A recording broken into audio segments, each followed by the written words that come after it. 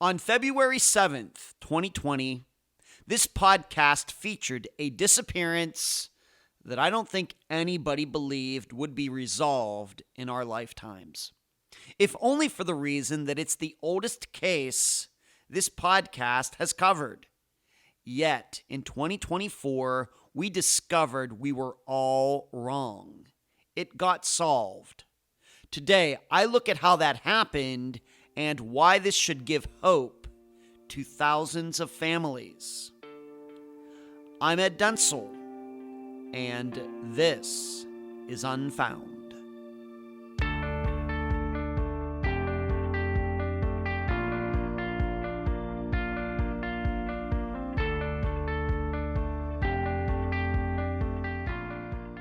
But first, Unfound News. This past week, I received about 2/3 of the data that I'm going to use to start the first ever private searchable database of missing persons. Over 40 parameters, many of which have never been used before to classify cases, will be clickable, meaning there will be 1,600 different ways to search this database. Next, please be looking for the next episode of Unfound Now on the YouTube channel. And for all of you YouTube and Patreon supporters, please look for the next Found episode as well. Finally, still sending messages out to interview some new families for the podcast. It was a disastrous month in that respect. Like The Who said, it's hard.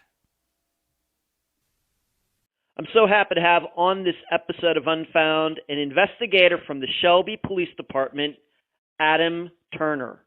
Adam, welcome to Unfound. Thanks for having me on your program. It's a pleasure to have you on, Adam. And as the listeners know, we don't have too many police officers on the program, so it's finally good to have one on here. So welcome. Let's just start here. Give the listeners a feel for who you are, your years as a police officer, etc. Okay. I started with the Shelby Police Department in 2007, and I did a year on our auxiliary. I became full-time with the department in 2008. And I worked for the Shelby Police Department until 2012, and then I moved to the Dayton, Ohio area, and I worked for the Springfield Police Department for about 4 years, and then I did 2 years with the State Medical Board of Ohio as an investigator, and I returned to the Shelby Police Department in 2018. Wow, if I may ask, what brought you back? Are you from? Did you grow up in the Shelby area, or? Yeah, originally from Shelby, born and raised. So family brought me back to the area, and I had a good job opportunity to come back and conduct investigations. So it just made sense to come back and raise my family close to my family, my original family. Great.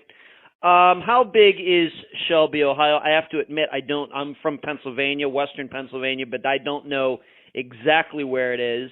But how big is Shelby, Ohio? How many employees in the police department, et cetera? Maybe give a feel for the area. Shelby is basically between Cleveland and Columbus. If you put if you drew a line between Cleveland and Columbus and put a dot right in the center, you'd be in Mansfield, Ohio, and we are 10 miles north of Mansfield. Okay. The city size is about 9,800 people.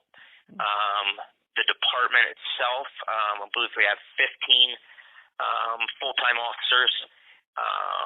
Then we have the chief of police and 4 dispatchers. So our staffing is around 23. Wow. Okay. For a city of 9,800 people, that sounds like a pretty big police department for that size town. Am I right on that, or am I a little off? Well, we could obviously always use more people, but several years ago we were able to, Chief Lance Combs was able to get 2 officers into the schools as school resource officers. Okay. So that allowed for additional openings on the road in the patrol unit. Okay. So our staffing did increase at that time. Okay. But we still would like to have more, and I think every law enforcement agency across the country should say the same thing. You're probably right about that. That's a good point. When you came back a few years ago to Shelby, what were and are your main responsibilities there? My main responsibilities are basically just to conduct any investigation, and that includes misdemeanor and felony offenses that occur within the city of Shelby. So I complete a broad range of investigations. Some are very minor, others are very in-depth and comprehensive. But when we get an investigation or a complaint, the officer that starts it is the officer that finishes it. So it's never passed on to someone else. So we conduct all of our investigations ourselves. Okay.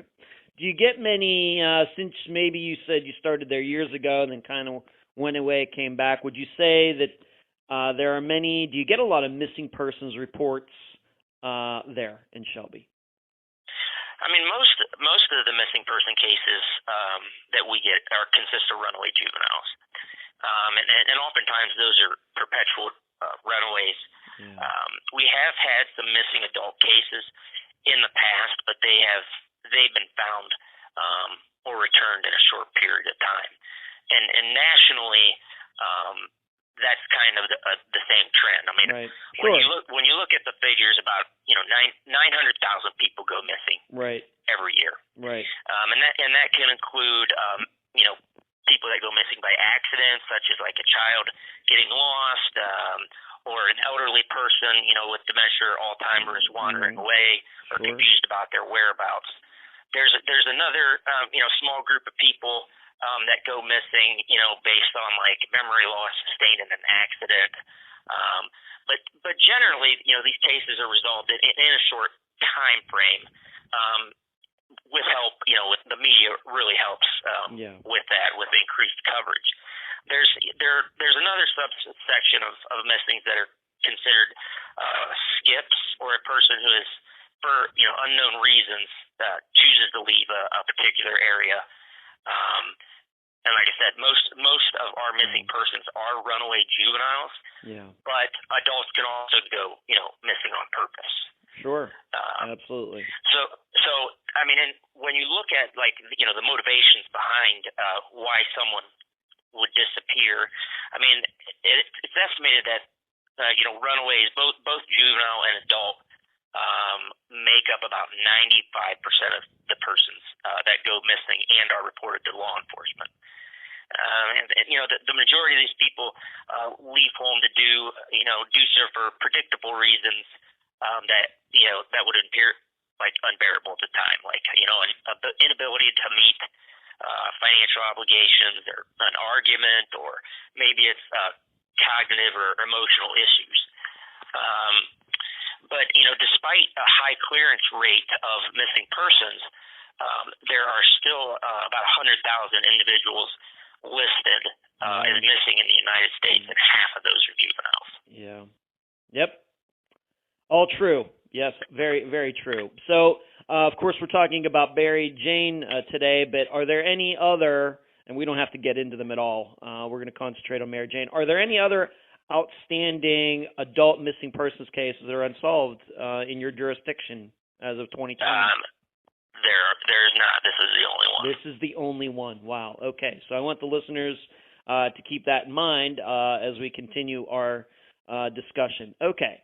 Let's move on to Mary Jane. When do you remember first hearing about the disappearance of Mary Jane Van Gilder? I first learned about it through actually our police department's Facebook page. The chief of police administers and runs our Facebook page, and he had made a post about, and this would have been early of October 2018, So just a few weeks after I had come back, he had made a post that he received a phone call from a female who said that her grandmother, Mary Jane Croft Van Gilder, worked in the city of Shelby in the 1940s, and that she basically dropped off the face of the earth, and that they meaning the family, had been searching for her ever since. That was the first time that I had heard that name. So I spoke with Chief Combs, and I just asked him to give me a little bit of a background on the story, and he said that he was originally contacted a couple months prior about her disappearance, and he pulled some resources and looked into it, but ultimately I spearheaded the investigation from day one. Okay, so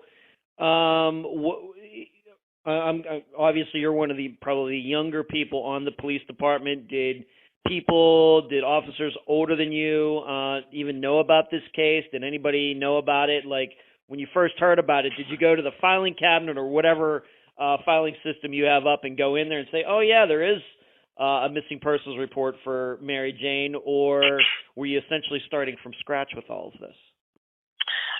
We did, and that was some of the legwork that Chief Combs had done, prior to me getting involved. He went back through our record system. Obviously, everything now is digitized, so the reports basically before the year 2000 probably were written or typed on a typewriter. Yeah. So he went back through the oldest box of files that we had, and it was a single banker's box, and that was, I think, 1950 to 1960 reports, and everything that had happened during that time. That there might have been stuff that was lost, from those 50 years, but he went back through, and there was no mention. There was no report of any missing person or any reference or notation to Mary Jane Croft Van Gilder.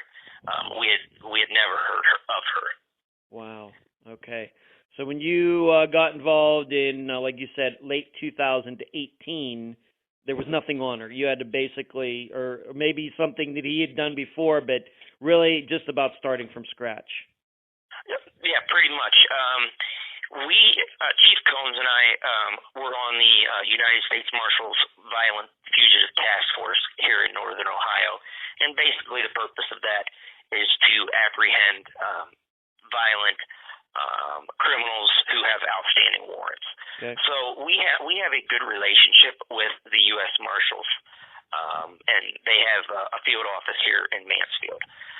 So Chief Combs originally reached out to them, seeing how their job is to basically find people.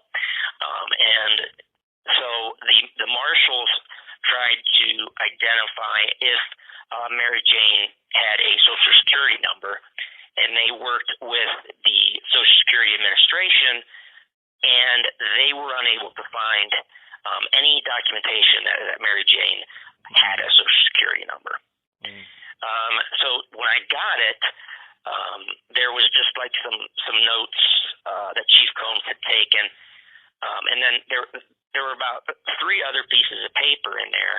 And back in 2004, a newspaper article was run in the village of Plymouth, Ohio.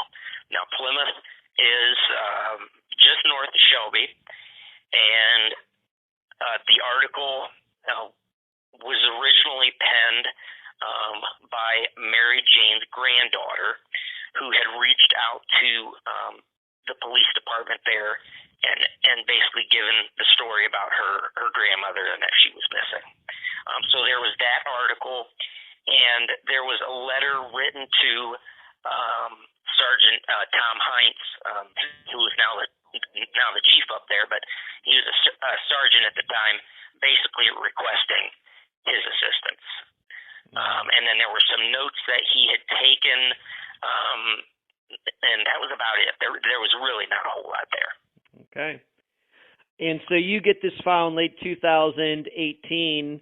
Anything in your prior experience as an investigator police officer that could prepare you for looking into a case that's 75 years old? Any experience? Well, I've been interested in missing persons cases and unidentified bodies. Since I was little. I started reading about notable cases. That got a lot of media coverage. Such as Amelia Earhart or D.B. Cooper, Judge Crater. People that have been missing for a long time. So I first started. I had an interest in it at a young age.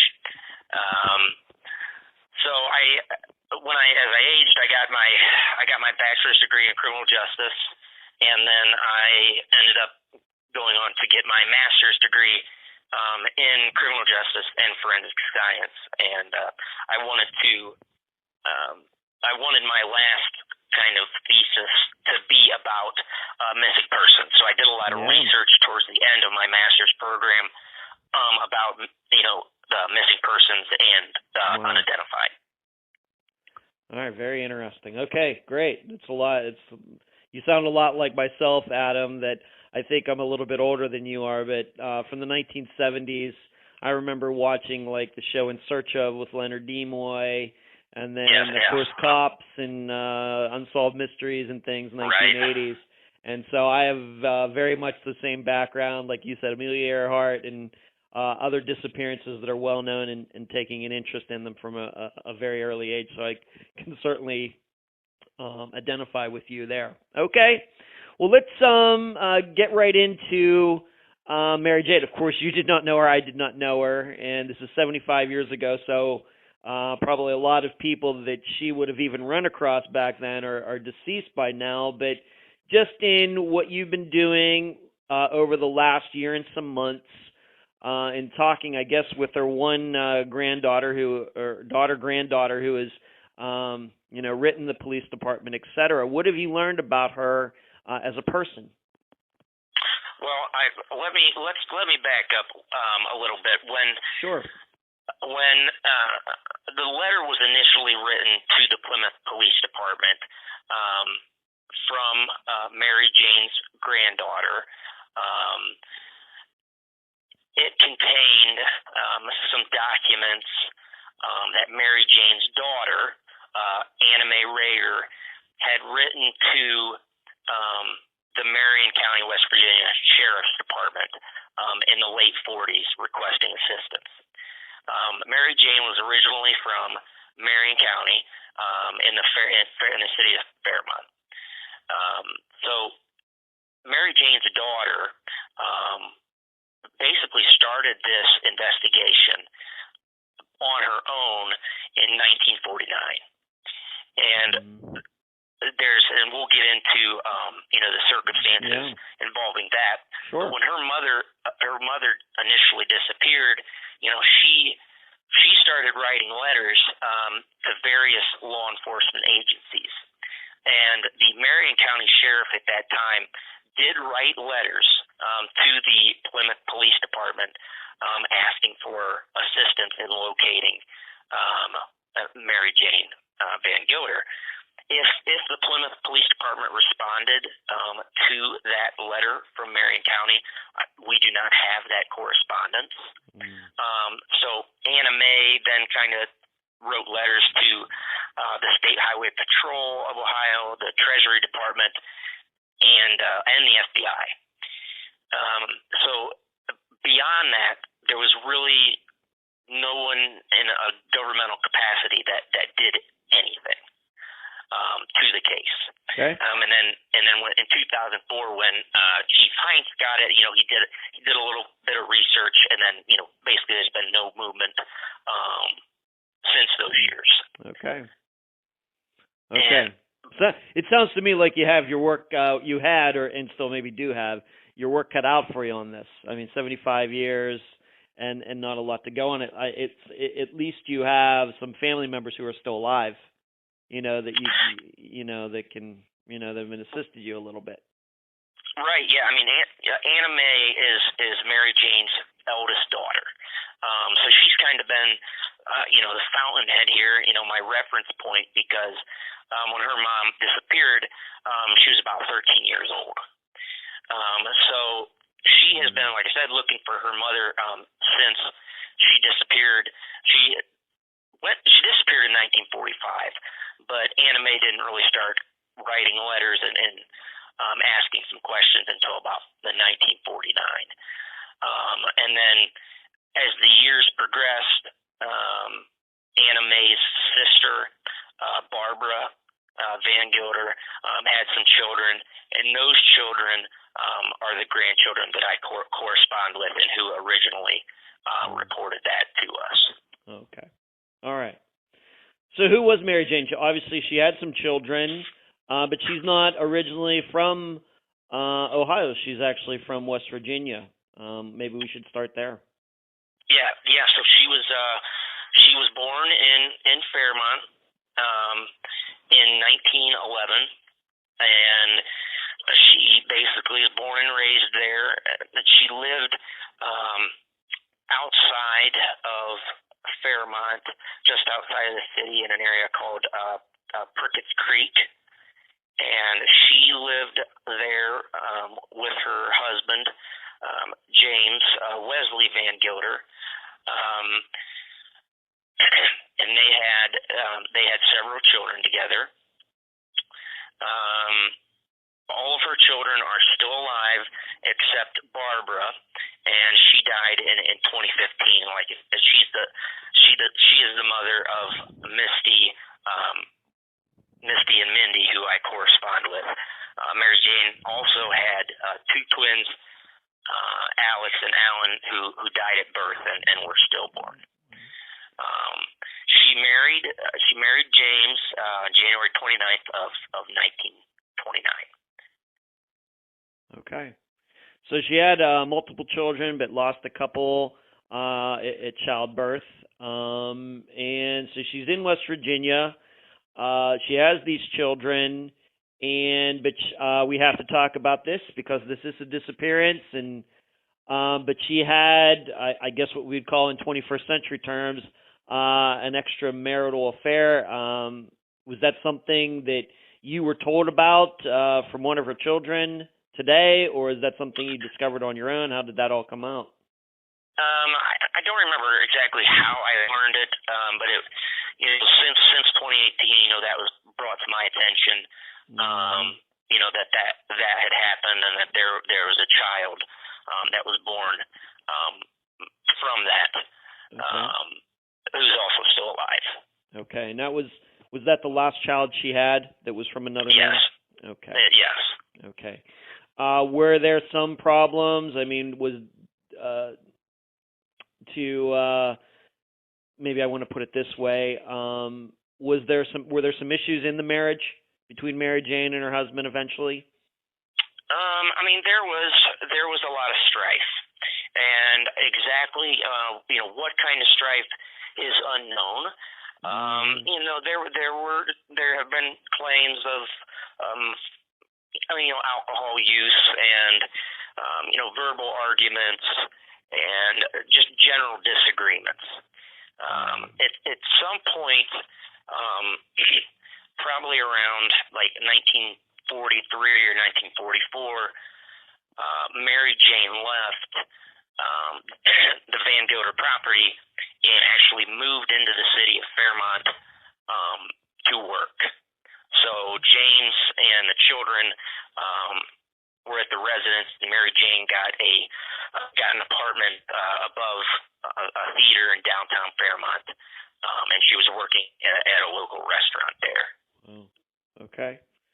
And so she's living there in downtown Fairmont by herself, and her husband is raising the children out, I guess what we would call out in the country, that kind of situation. And he was raising, including this last child that was from another man? That's correct. Wow. Is it understanding that he knew this child was from another man at the time? Do you think he knew that, or what? I think that I'm not completely sure when he found that out, but yes, he did know. Okay.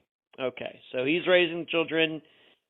She moves into the city, but eventually she just moves out of the state altogether. Reason for that, and when did that happen? Do you know? The reason for that, is probably for work. There was a notice that kind of went out from the Shelby area asking for workers. Shelby at that time had an Army Air Force depot. It was called the Wilkins Army Air Force Depot, and they were responsible for making munitions and building planes and plane parts and putting stuff together for the war. So I believe that Mary Jane left the Fairmont area and came up here to Ohio for work. Okay, all by herself. Yep. To our knowledge, she came all by herself. And do you know approximately when that was? It would have been. It would have been her official start date at the Army Air Force Depot was March 7th of 1944. Okay. And we have to remember, maybe this is very obvious, but I'm going to state it anyway. World War II is going on. A lot of men are overseas, Pacific Theater in Europe. So a lot of women were working in these factories. And I guess that's what was going on with Mary Jane as well. That's right. I mean, during World War II, women, they built ships, airplanes. Right. They worked in the auxiliary services as air raid wardens, fire officers, and drivers of fire engines and trains, and they really got involved in World War II. I'm thinking of Rosie the Riveter, a very famous image from back then. Exactly, and that's where that came from. Yep. Okay. So she moves to Ohio, leaving her children and her husband at the time. She's still married, correct, when she moves? Yes, they're still married, but separated. Okay, so she moves there. But my understanding, though, is she maybe lived in a couple different cities during this time that before she disappeared the next year, a couple different locations. Yeah, so the city Shelby is in the county of Richland. When she moved up here, she originally lived in the village of Plymouth. Now, Plymouth is split on the north side. On the north side is the county of Huron, and on the south side is the county of Richland. And the county line literally runs directly through the center of town. Now, when she first moved to Ohio, she lived on the Huron County side in a kind of a hotel that was frequented by transients or people that were coming just to work for a couple of days and leave. And that hotel has been razed and it's gone. It's been gone for years. So she stayed there for a little bit, and then she moved into an apartment on the Richland County side, but still in Plymouth. And from the hotel to the apartment she was staying in, it's a stone's throw away. It's just very close. And she lived there for a little bit, and then she moved into an apartment in Willard, Ohio, which is northwest of Plymouth, but also in Huron County. Okay. So a few different places she was moving. I'm not wondering if this is relevant to her disappearance or not, but it's not like she came to Ohio and stayed in one apartment or whatever the entire time. She kind of moved from place to place just a couple times. No, there were three addresses that we had her living at or associated with while she was here working. Okay. What have you learned about the contact that she had with her family once she moved to Ohio? Did she ever go back to West Virginia to see her children, or was it just letters back and forth? I'm not even I'm wondering if there was any maybe telephone calls back then too, but what was kind of the correspondence between herself and the rest of her family? while she? Well, the only correspondences was that we know of was between Mary Jane and her eldest daughter, Anna Mae, and the contact was through written letters. So Mary Jane wrote a letter to Anna Mae when she came up here to Ohio, and that was the first time that Anna Mae or the rest of the family, including James, knew that Mary Jane had left Fairmont. Wow. Is when she originally wrote that letter. Huh. So the tone of the letters were basically, I've moved to Ohio for this job, and they sent several letters back and forth, just kind of talking about everyday things. There was nothing that stood out as being strange or unusual. Mary Jane actually sent some clothes back to Anna Mae, and she also purchased some war bonds for Anna Mae. They were purchased at a bank in Plymouth, and they were sent to Anna Mae back in West Virginia. Okay, so am I then understanding that she went from West Virginia to Ohio without alerting her kids and her husband that she was going? That's right. They didn't find out until she wrote the letter saying, "Hey, I'm in Ohio." That's right. Wow. Okay. A little surprised by that. Have you seen those letters? No, those letters are gone, unfortunately, and Okay. see, Anna Mae was a young teenager when her mom left for Ohio. Yeah. And so when her mom was writing letters back to her, those letters were kept in the Van Gilder house. So as Anna Mae aged, she got married pretty young and moved out. And the letters remained, the letters and clothes that Mary Jane had sent remained in the house. Now James James and Mary Jane were eventually officially declared divorced, and James remarried in 1946. And so, whatever artifacts, clothes, letters that maybe existed or were still in the house were either destroyed. I don't know how many, spouses want their significant other to have documents and artifacts from their exes, or they were put down in a basement or in a chest or something.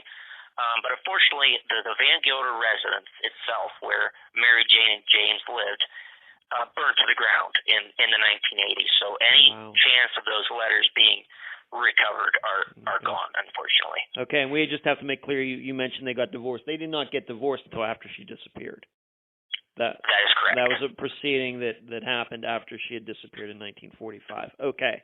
That's correct. Was Anna Mae able to give you, then, being that the letters are gone, an idea of the tone of the letters, what her mother was talking about, going on in Ohio while she was there? Yeah, they were trivial kind of everyday things. I'm working here, I'm doing this. She was working on airplanes, and just wanting to know how Anna Mae was, and there was nothing that stood out according to Anna Mae that was unusual. Or that the tone was different. It sounded like her mom, and so nothing stood out to her. It was just normal correspondences. Okay, and we have to remember that she was 13 at the time. Of course, there are younger children, but Anna Mae is the oldest, and like you said, she's still alive. Obviously, she was born in 1932. Yes. So, in talking to Anna Mae, did she get the idea that her mother would eventually be returning to West Virginia, or was this kind of a permanent situation that her mother was going to stay there and there was going to be a divorce or whatever? I think at the time, obviously, she was young, and every child hopes that in this type of situation that their mother was going to return. I don't know if she knew that there was no mention that Mary Jane was going to stay up here permanently. Okay. So I think there might have been some assumption that once she was done with this job, or once the war was over, that Mary Jane would come back to Fairmont. Okay. All right. And you also mentioned these bonds. What was the total in dollars, I guess, in 1945 or $45? How much were they at the time? Total. Well, at the time, the war bond was, a debt instrument issued by a government as a means of borrowing money. Okay. Mm-hmm. And when Anna Mae purchased these bonds, they were for about $25. Right. Okay. And she purchased those bonds through the payroll deduction system at the Wilkins Army Air Force Depot, and then they were mailed to Anna Mae. Okay. I don't know what that is in today's dollars, but I'm guessing maybe $500 or something like that, maybe in 2020. Right. It wouldn't amount to anything substantial. Yeah. Okay. All right. So we have all these things going on. She's working. She's living seemingly by herself in Ohio. The rest of the family's back in West Virginia. They didn't even know that she went to Ohio until she wrote them a letter to tell them so. She has this job, pretty good job back then, especially considering the war going on. She has these bonds. She's living by herself. And so we move up. Maybe I should ask you this. Did James, her husband, ever go up there to see her while she was in Ohio? There is no conclusive or direct evidence that he did. However, Anna Mae had said that at some point, James, Mary Jane's husband, and Mary Jane's brother came up to Ohio and allegedly found her. I asked Anna Mae, well, how would they have gotten to Ohio? And they said, well, they probably would have flown. And I said, well, maybe I can track down like flight records. Yeah. And so I contacted the local airport here, and they said, just unfortunately the actual physical location of the airport had moved, and any records dating back to that time were gone. So as far as anything official, no, we have nothing to prove that. But the family rumor, what was passed down through the generations, was that they came. James and Mary Jane's brother Lester came up to Plymouth. Okay. See, I wouldn't even necessarily think of a plane first. I would think of a train first. Trains, I think, were a lot bigger then than they are now. That's what my first thing would. I would be surprised if it was a plane. But okay. So allegedly, but there's no solid proof of that. But that's what Anna Mae, being the oldest, seems to remember back then. Okay. Yes. All right. So once maybe they went up to see her during her time that she was there. Let's move up now to maybe the month or weeks before her disappearance. Let's talk about those bonds again that she had sent back to West Virginia. She wanted them back. She did. In January of 45, she wrote to Anna Mae and requested all of her war bonds back. She did not give a reason why. She just asked for them back. And so Anna Mae sent the bonds back to her mother. But later that month, later in January of 45, she did get a war bond back for $25. But she had sent the rest of them back to her mother. Oh.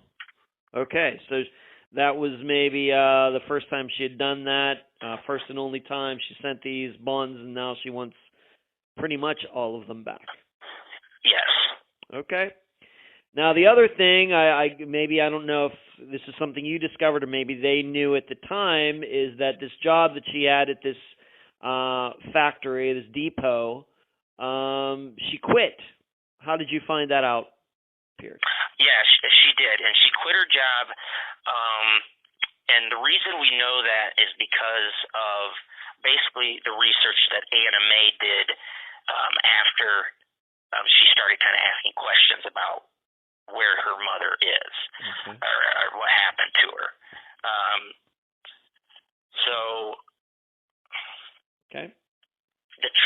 One of the letters that she wrote at that time was to, obviously, the sheriff of Marion County. And then she also wrote to the State Highway Patrol in Ohio, and they sent a letter back that says, basically, they did a minor investigation, and they said that, and this is a quote from the letter, it says, "We were able to find a former associate who thought he saw Mary Jane on the streets of Willard a few weeks later, but there was nothing else mentioned about that person, their names, or where she was cited, or a time frame. It was just sometime in 45. Now, her official resignation letter to leave the depot, all it said was additional household duties. And that was discovered because Anna Mae had written a letter to the military, and they referred her to Wright-Patterson Air Force Base, and Wright-Patterson Air Force Base sent a document back, basically giving her mom's start date and her end date and her official reason for resignation, which is additional household duties. Okay, so they did not know, the family did not know, Anna Mae did not know that Mary Jane had quit her job, resigned, to use the word resigned, until after she disappeared. That's correct. Okay, it wasn't like she wrote a letter saying, you know what, I quit my job last Friday. It wasn't like I'm going to be quitting my job this coming Friday. It wasn't until after she disappeared that was one of the avenues that they personally researched. And then they found out that she had resigned. She chose to quit, not go to her job. That's true. Yep, that's correct. All right. In 1945 terms, I'm guessing in the 21st century, additional household responsibilities is not a common reason for people that you'd ever see on a resignation letter for a job or anything. Right, that sounds like so 1940s-ish. What to maybe translate that? I mean, you've had a time to think about that. What does that even mean? Any ideas? It could mean, a lot of things. It could mean that, that she was going to return home to Fairmont, and that the additional household duties were to raise. She was going to go back and raise her kids. It could be that maybe she had met someone else up here, and an official household duty was to be with this other person. I don't know. I mean, that could also mean, and this is obviously all theory, that maybe there was another child. Okay. Once again, I'm sure a lot of listeners, you should know the demographic for Unfound is 80% women, and they're kind of between 30 years old and 55 years old. That's kind of the demographic for the program, and that's for like true crime programs in general. So when they hear that, I thought we needed to maybe maybe dig into that a little bit deeper. I'm just wondering, have you learned? Is that something you just mark off on a checkbox or something, or is that something that she would have written herself? If she's resigning, is there like different choices, like, moving, found another job, retiring, is that something she wrote herself? That was something that was written on her resignation letter, and it was typed, and it was typed by the military. So whether or not she called in her resignation, or went in person, is unknown, because the only document we have is like the official document from the military of her resignation. Okay. So, and I guess what this also establishes is it's not like she was still working at this depot and then just didn't show up for work one day and disappeared, as most disappearances are for adults. This is something where she quit before. Right. And, another reason that she could have, resigned or was going to resign is that, the war was coming to an end. Yeah. The war ended in September of 45, and the base did announce that they were going to start laying people off. So, as far as, the reasoning behind her resignation, that could also be a part of it. Kind of getting ahead of the curve, being that all these people were going to be going back into the workforce again, some of them at least, and she wanted to get in front of that by, trying to find a job before all that they all ended. Okay. Right. That's an interesting idea too. Okay. All right, so let's move on to this.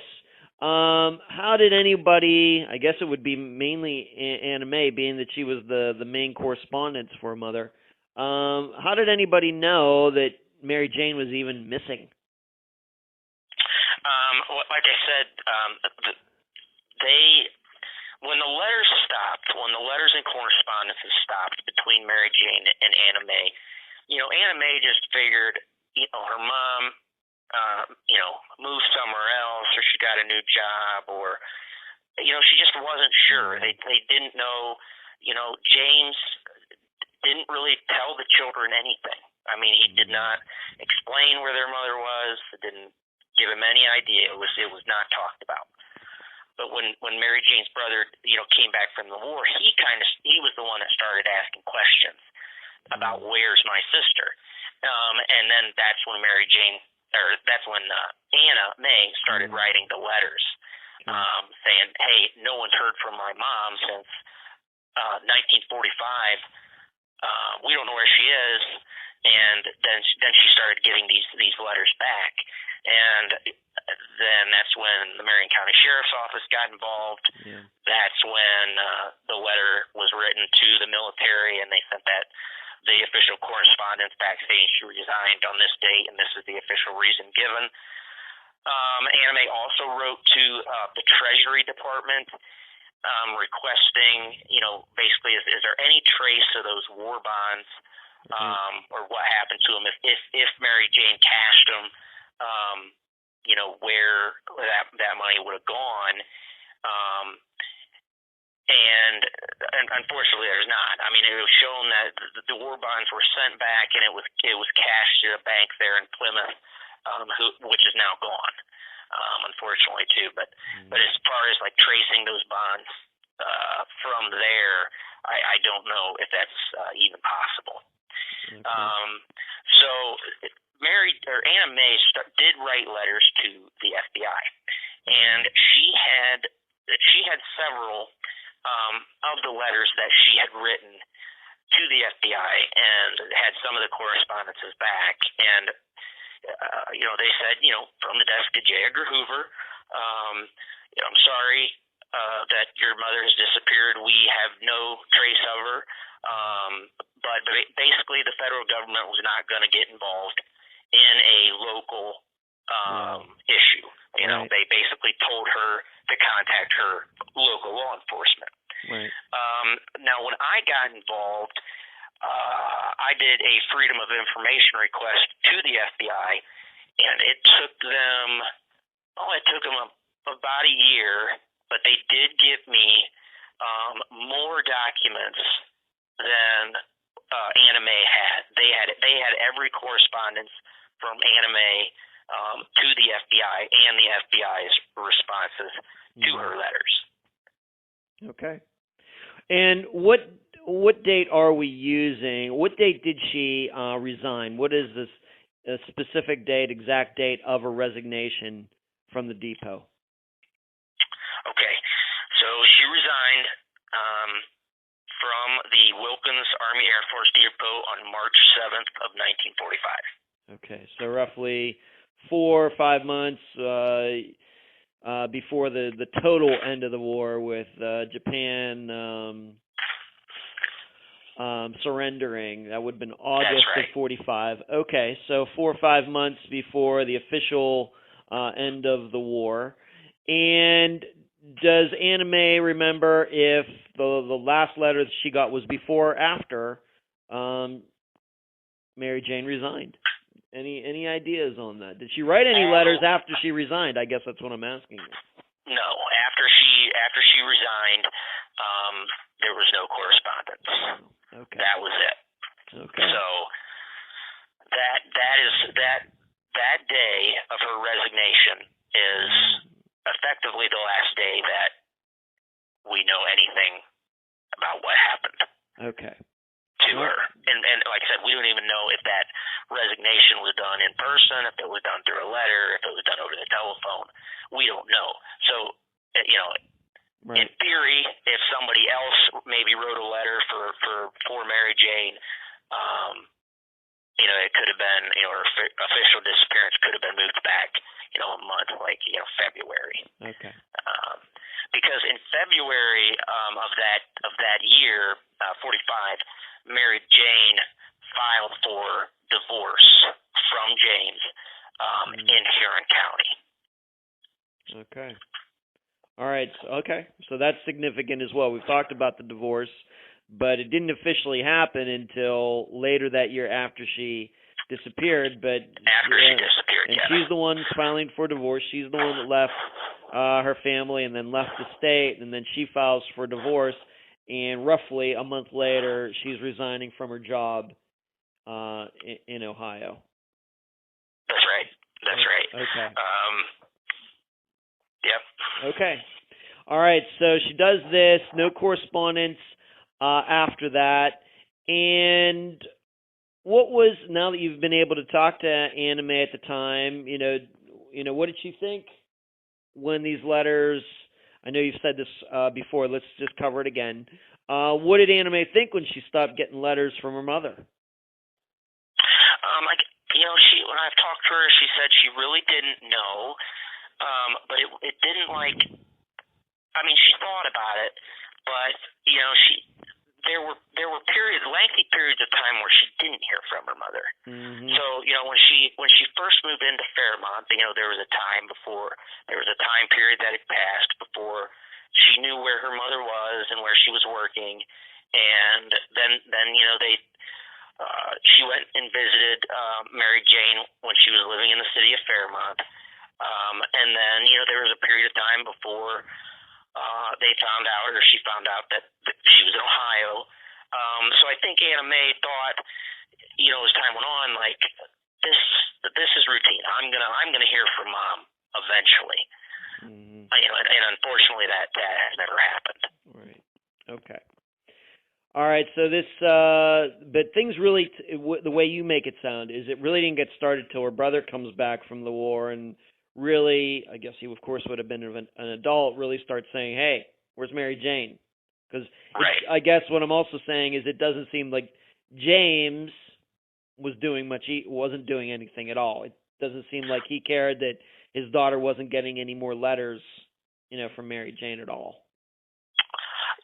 No, it sounds like, I said we can theorize, but yeah. He never mentioned her. Okay. We never mentioned to the kids like, hey, I don't know where your mom is. It was just not discussed. Okay. Let's move on to this, and I think you've mentioned this already, but allegedly there was a sighting of her after her resignation. Was this by as far as you understand it, was this by somebody who worked with her at one time, or was this a neighbor? How would you portray it? It could have been either. The only mention of that is in the letter from the State Highway Patrol that was mailed to Anime, and it, like I said, it just vaguely said, basically it was an alleged sighting. I don't know if they talked to somebody that said that they saw her, a couple weeks later, on the streets of Willard, or if they did identify a person. But that's really not a credible piece of information because we don't know who that person is. We don't know when it happened. We sure it was Mary Jane. That's kind of just like a rumor, I guess. Right.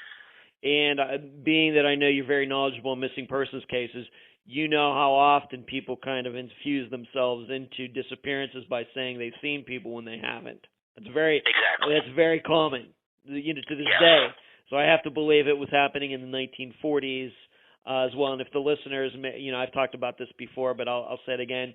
The kind of scenario I think of these days is, person working at a 7-Eleven. There's a missing, young girl.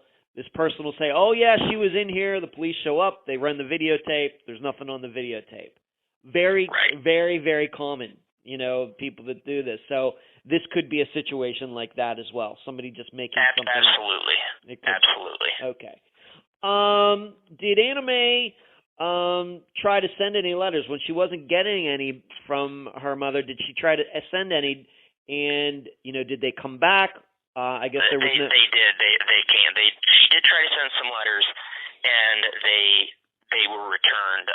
Not a valid address, or unclaimed. They were unclaimed letters. All right. So that could mean that Mary Jane, if she did move, she didn't give any forwarding address. Right.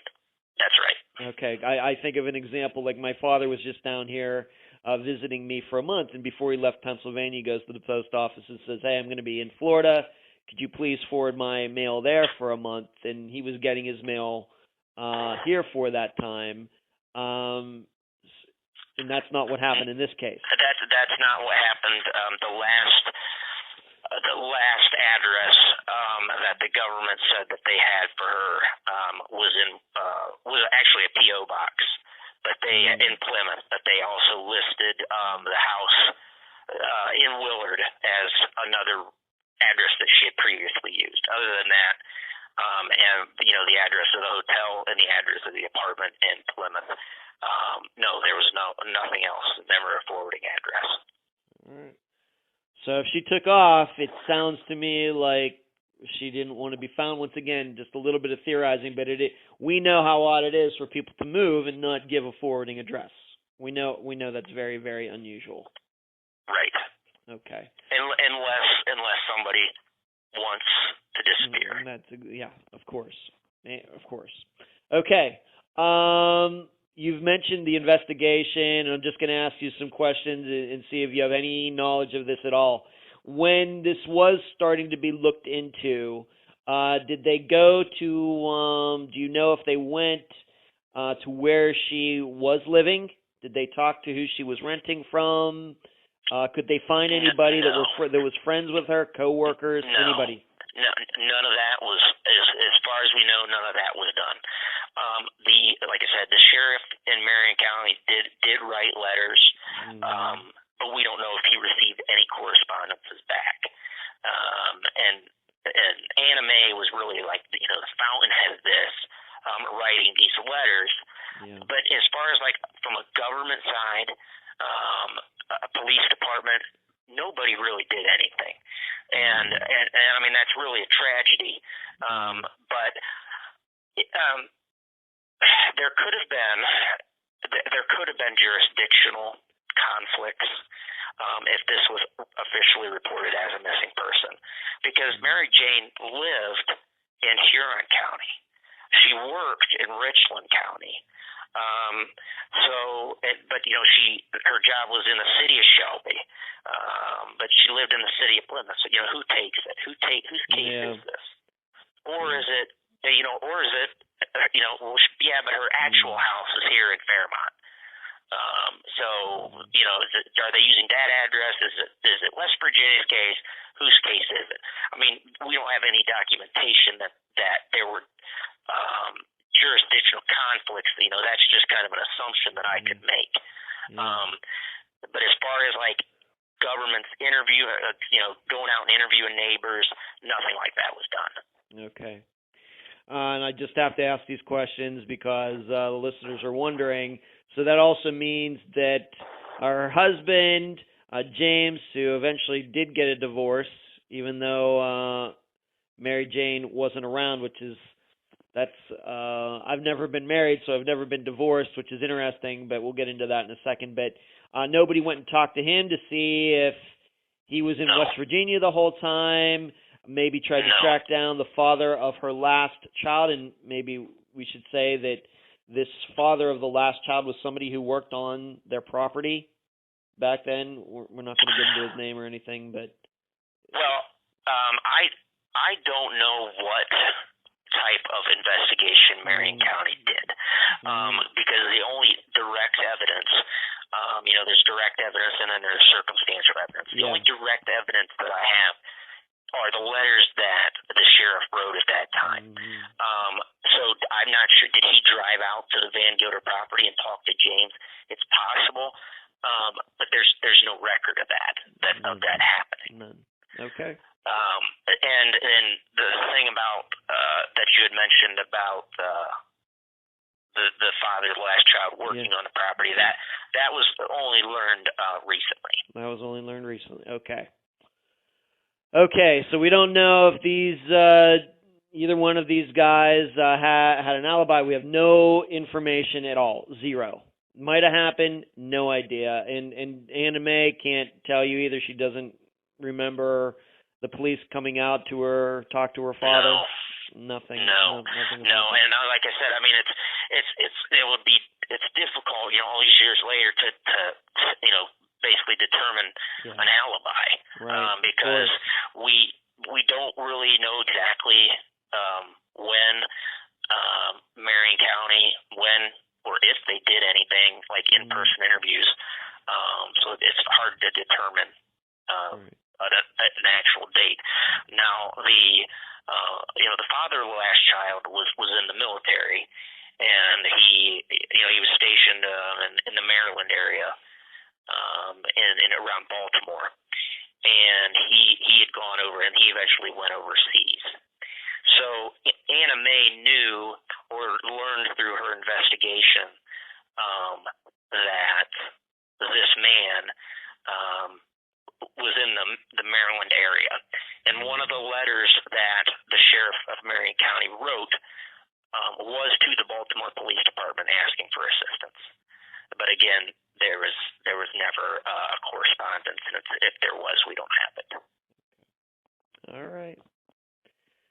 Okay, so we just don't know a lot. We know that she was. I guess what I'm trying to establish here is that we know that she was working at the depot in Ohio, but we really don't know anything about her social life while she was up there. We don't know who her friends were. We don't know what she was doing out after work. We don't know if she found another man, being that she's filing for divorce. We just don't know. Nothing. That's right. I mean, we don't know. And then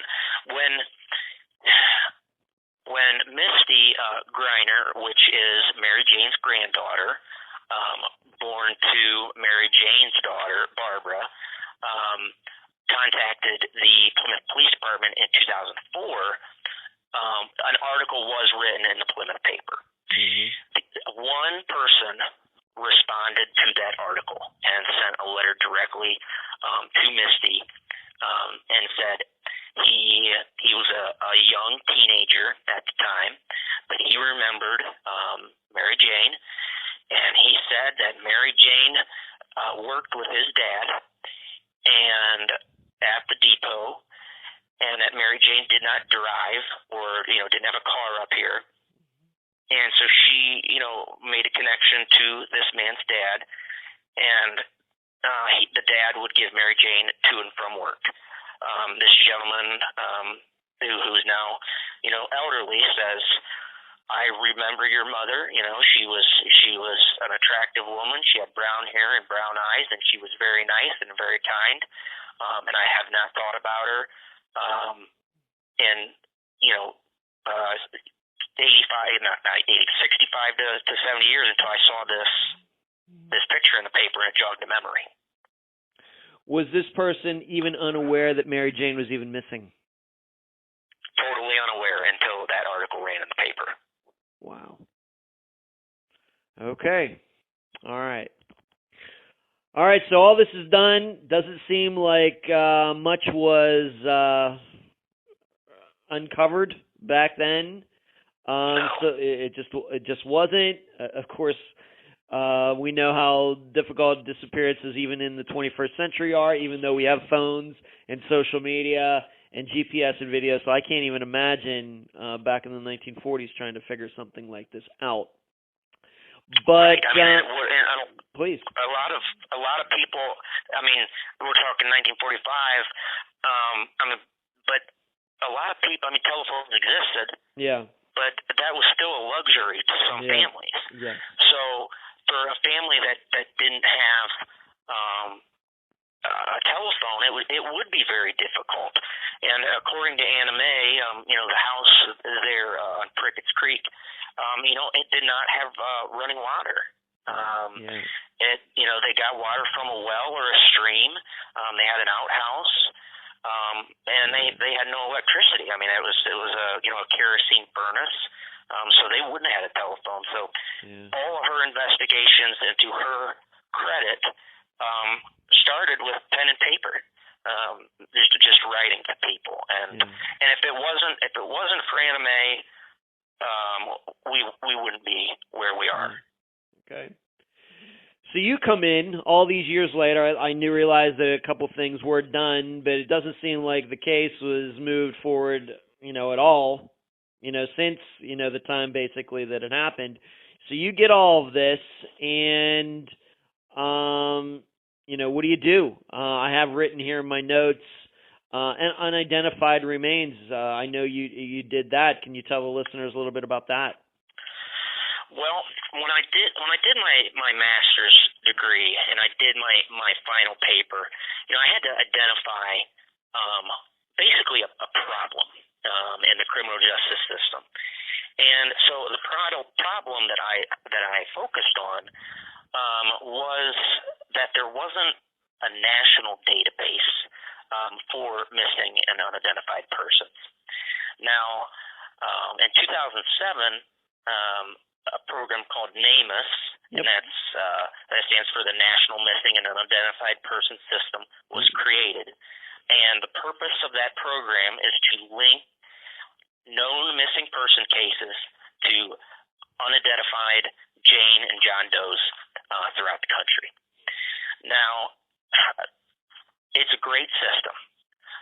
The problem is that there's not certain states have enacted requirements that mandate that police departments and coroners enter a missing person or an unidentified into the NAMUS system, but other states have not. So, but the beauty of the NAMUS system is that it's not restricted to law enforcement only. We have the National Crime Information Center, but that's only accessible to the government, to police officers, anybody in law enforcement. NAMUS allows itself to be opened up, and family members, the general public, people that are just interested in missing persons and unidentified persons can enter information into this system. So I knew that would be that is an excellent place to start. So I had Mary Jane's physicals, her physical description, height, weight, eye color, and so the very first thing I did was I went to NAMUS and started searching for unidentified remains that matched Mary Jane's last known physical characteristics. And so several unidentified bodies came up, and one of prominence was found in Morgan County, West Virginia, in 1950. And Anna Mae had mentioned this unidentified person to me. Said, well, there was a picture of this. They took a picture of this Jane Doe at the time, and the physical characteristics kind of looked like Mary Jane. It did. It looked similar. So I said, well, we need to have DNA tested. So Mary Jane's children, Anna Mae, and some of her siblings, and then her grandchildren have submitted their DNA through NamUs, which is linked to the National DNA Database. So I asked for a direct comparison between this Morgan County Jane Doe and Mary Jane, and unfortunately, it was excluded. And I did that for 4 or 5 other Jane Does, and I was told, there was enough DNA in the system that if there was a match, we'd be notified. So there's about 5 Jane Does right now that have been excluded based on DNA alone. Okay. All right. And are you looking, when you're looking for these unidentified remains, obviously you mentioned this one in West Virginia, are you looking all over the United States? Or just in the Ohio, West Virginia, Pennsylvania, Kentucky area? I focused, obviously I started in Ohio. That's the last place that she was known to be. Sure. But there were really none in Ohio that matched the physical characteristics or the time. Ohio has a lot of Jane and John Does, but none that matched up with her physical characteristics or the timeline. So that's when I started to. Ohio is my epicenter, and then I started to spread out gradually. Okay. And so there was that one in West Virginia, and then there was another one down in Florida that I found, and there was a sketch of this unidentified body that was found floating in a body of water. And the sketch at that time of this decedent this decedent looked very similar to Mary Jane. So I reached out to the coroner's investigator there, and I said, hey, this is my case. Case is now entered into NamUs. Here's the pictures I have of Mary Jane. What do you think? And he emailed me back and said, yeah, I agree. There's a strong resemblance here. He said, all we have, though, is we have a dental impression and we have fingerprints. And I said, do you have DNA? And he said, no, we don't have DNA. He said, we tried over the years to get a usable sample from this unidentified remain in Florida, but it's been unsuccessful. The DNA is too fragmented or too degraded. So he asked me, well, okay, do you have dentals? Do you have a dental impression or fingerprints? And I said, no. And then so I would ask Anna Mae, like, hey, did your mom go to a dentist? And she said, well, yeah, she would have. But then she even remembered the dentist that she would have seen in Fairmont. But unfortunately, that dentist is long since deceased, and who knows if there were ever any dental records taken or where those ended up. Right. If Mary Jane was fingerprinted at the time of her employment through the U.S. government, and that's an if she was, those records would have been kept in the National Archives in St. Louis. But unfortunately, that caught on fire and burnt in the 70s. So if there were fingerprints there, they're gone, and we have no fingerprints. If I had fingerprints, I could at least rule out this specific Jane Doe that I'm talking about. The one in Florida. The one in Florida. That's right. Okay. Do you know how this particular woman died, and maybe you need to go over again when those remains were found, and if you have that information? I will mention that my file when I first got it was very sparse, but it is now grown exponentially. I'm sure it has.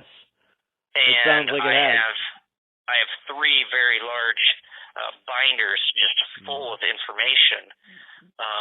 So it takes me a little bit to go back through it. Take your time. The remains were found in Tampa Bay, near Safety Harbor, Florida, and that's in Pinellas County. They were found on March 4th, 1961. At the time the body was recovered, it was estimated that this female was 35 to 55 years of age. They listed the cause of death as drowning. She was weighted down with a cinder block. and manner of death was listed as homicide. The cause of death, drowning. And so the physical characteristics of that Jane Doe were, brown hair. Mary Jane had brown hair, brown eyes. Mary Jane had brown eyes, and then several pieces of jewelry were also recovered on those remains. Mm-hmm. But the forensic sketch that was done at that time looks like Mary Jane. It looks like it could be Mary Jane. Do you have in that information how long the body might have been there before somebody discovered it? Is that in that information? They thought about 2 days. Okay, so they thought about 2 days. All right, so if it is Mary Jane, of course, the odds of that being the case, of course, are very low, just to be honest. But that would mean then that she left Ohio, was alive for some time, and then met this fate like 15 years later or something. That's right. I mean, and age estimates are always approximations. So the only thing they said is that this Jane Doe was an adult and she was pre-60 years of age. Okay. So Mary Jane would obviously fall within that age range. Okay, and as the listeners know, I live here in Clearwater Beach. It's right up the road from where I live, so I might have to take a look into that myself. Okay. Have you, in this process, I'm guessing this is an ongoing process because I know NamUs is being updated all the time, both with remains and missing persons cases. Have you have you covered all of the unidentified remains on NamUs, or is that something that you're continuing to do? Like the ones that are listed on there right now, have you looked at all of them, or are you just is that still a process? It's an ongoing process because it is updated very frequently. What I do is I go to the ones that are the most likely. Based on physical characteristics, estimated age, location, and then I look at those. And then I will reach out to NamUs and say, hey, what do we have on this? Can you find me everything? And a lot of times there's nothing more than what's listed in the NamUs file. Sometimes there'll be dental records or fingerprints. But there have been 5 other exclusions that I've made based on DNA alone. I asked for a comparison, and they said, there'd be enough DNA in the database to basically get a hit if it was Mary Jane. Now, those samples, those exclusions were made because there was enough DNA to be complete to make the comparison. Unfortunately, in many unidentified cases, the DNA is so degraded or so fragmented that a hit that would automatically populate in the computer system, that it's unable to be done. What would have to happen if you would have to take the broken strand of DNA, the double helix, and compare it to Mary Jane's kids and Mary Jane's grandkids, and that would have to be done side by side by a scientist. So the possibility of going through the entire NamUs system and asking for a side by side comparison of every Jane Doe would be almost impossible. Right. So that's why I start with the most likely or possible to be Mary Jane, and if the DNA is degraded, then I will ask for a side by side comparison if the other circumstances match up. Okay. Maybe I should just ask you this: has your research taken you to looking at unidentified remains? I'll just pick out a state, California. Have you gotten to California, for example, and looking at unidentified remains in there that can match? We have. We've looked out to California. We looked in Oregon. There was a case of unidentified remains that were found in 46, and the physical characteristics were very similar. But there's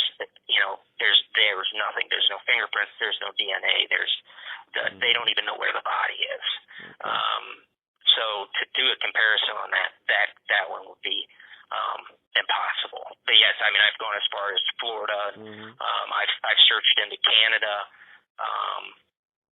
But when we start to get out of the United States, it becomes more difficult because right. they don't have the same systems available that we do here. Right.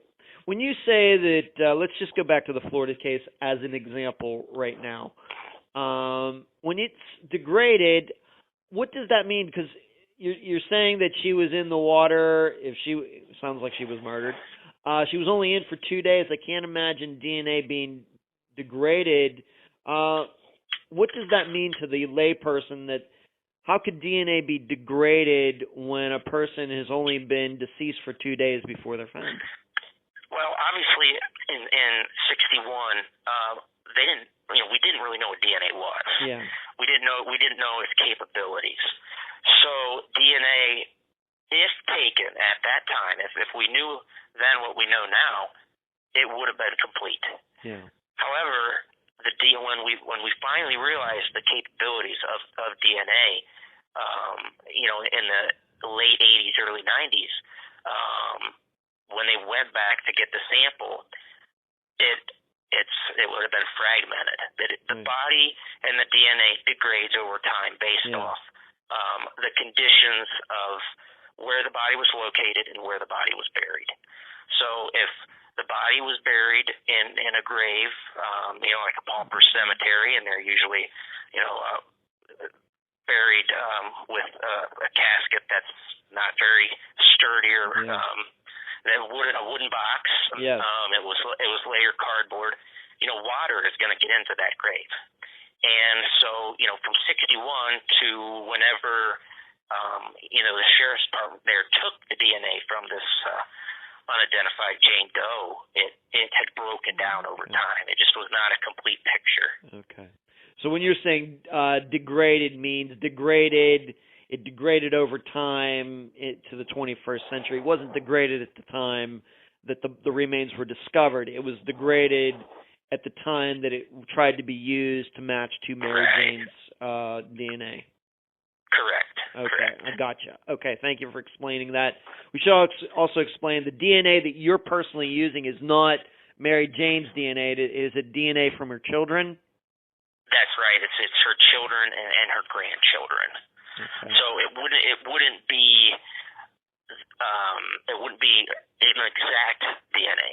Right. But it would be the DNA that's passed down on the maternal side. Okay, and that matching meets the criteria for a court case. Yes. That would mean for example, just a general murder investigation, not involving Mary Jane or all, but that's an established science to use in murder cases? Scientific? Yes, it is. Okay. All right. Okay, so you're continuing to check unidentified remains, which sounds like a very good idea to me. And that's an ongoing process like we talked about with NamUs, of course, having additions and subtractions on an almost daily basis. How about paper records from back then? You have mentioned Social Security, maybe tax records. Maybe we could even go to marriage records, trying to find anything back in time. For example, in the category of marriage, of course, she was getting this divorce. Could you check marriage records back then to see if Mary Jane got married again? And so she changed her last name, and that can make a person a lot harder to find. Exactly. I mean, and it is possible that she did remarry and changed her name, but at this point, we have not been able to find a marriage license issued to her, and we haven't been able to find where she applied for a name change. Okay. Are marriage records for Ohio? I mean, are they easy to access? Not maybe for the public, but for a person like yourself, easy to access back to the 1940s for marriage records? Yeah, marriage records would be easy to find. Now West Virginia has all of their like marriage and death certificates. Those are all online, and searchable to the public. And that is a great tool for law enforcement, especially in cases like this. Yeah. Because we don't have to jump through all the bureaucratic red tape. In Ohio, it's not the same way. A lot of times in a lot of states, you have to make a formal request, and you have to write a letter. You have to pay a fee, and you got a waiting period. So it's a process. It's not an instantaneous thing. But like I said, I have not found any marriage records and or death records concerning Mary Jane. Right. Okay. In the state of West Virginia, or where have you exactly have you looked, if you can say? I focused on Ohio, West Virginia, Pennsylvania, Indiana, Michigan, New York, kind of this region of the country. Okay. Well, if it helps, being that I used to live in Nevada, Nevada also has marriage records online. I don't know if they go back to the 1940s, but you can access marriage records in the state of Nevada for free. At least in Clark County, where Las Vegas is. Maybe that'll help you out a little bit. Because I've gone on there to check that for some cases that Unfound is covered. So. Right. And another avenue that I have pursued is I contacted the IRS. Right. To see if Mary Jane's taxes, to see if there was a history of taxes after her initial disappearance. Unfortunately, the federal government basically says, we're not releasing that to you. Yeah. The only person that could be released to would be her next of kin, which at this point would be Anna. But Mary Jane's never been declared legally deceased. So for Anna Mae to get those records, Mary Jane would have to be declared legally deceased. And we don't even know if there are tax records past 1945. But it's bureaucratic red tape that we have to jump through, which makes everything more difficult. Okay, so I guess there is the possibility. I don't know how big of a possibility it is, but there is a possibility that if you were to be able to access that information, that it very well could be that Mary Jane did move somewhere else, and there are tax records out there of her 47, 50, 55, 60, and you just can't access them because of the privacy issues. Exactly. And if we could at least, even if I could get another address, it would at least tell me, okay, she was alive at this point because she paid her taxes, and this is where she was. If her taxes in 46, for example, were in Nevada, I would know that is a state I need to focus on. I need to start then looking at all the marriage and all the death certificates in that state. But we at this point don't have access to it. No. So we don't know anything past 45 when she resigned. Right. Well, moving on to this part of the discussion, you look at a situation where these are facts. The fact is she wanted those war bonds back. That's a fact. The fact is that at some point she ceased to live at the last address that she was living in Shelby, Ohio, and did not give any forwarding address. That is a fact because the letter is coming back. So I have to ask you this. How easy, your impression now, of course we know all about identity theft in the 21st century and everything. How easy would it have been for somebody to change his or her identification back in 1945, for example, get a new social security number, etc.? Have you gotten any impression on that since you started to work on this case? I mean, it clearly would have been a lot easier than it is now. I'm not sure what type of documents that they would have needed or required at that time to be able to change names. I mean, and it is possible that she was able to do so because, everything then was done on paper. But, for the average person, I mean, they would have required something. They would have required some kind of documentation, IDs, place of residency, stuff like that, to be able to maybe to change a name.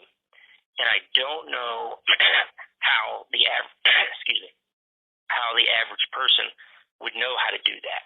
You're right. It's just, I mean, the average person, I mean, even today, has absolutely no idea how to do that. I mean, we can search the internet now, but back then, I mean, if she wanted to do that, she probably would have to do a lot of research. Okay. To figure out exactly what steps she needed to take to have that done. Okay. However, as you know, on the other hand, and although we haven't covered any cases like this on Unfound, I know the listeners are very familiar with people who did leave their lives and started new lives elsewhere with new names, new social security numbers. In fact, I think one of the most well-known ones is this woman who died in Texas, maybe back in 2010. It wasn't even until after she was deceased that her husband found out that she wasn't who she wasn't who she said she was. Yeah, Lori, her name was. That very well, but in fact, she was a woman from Pennsylvania. I mean, they eventually did find out who she was, but she ended up committing suicide in Texas. But she was originally from Pennsylvania, and nobody ever filed a missing persons report, et cetera, et cetera, et cetera. She stole the identity of a baby in Ohio or Oregon or Washington. So these things do happen, although they are rare. Yeah, they do, and we had a case in Ohio of a gentleman that went by the name of Joseph Newton Chandler. Right. And for years, he was this hermit that kind of lived up in Cleveland, and he had a job, but nobody knew much about him. And he also committed suicide. And when the police department and officials up there started looking into Mr. Chandler, they realized that was an alias, and that identity was stolen also from a child that had died in a car accident.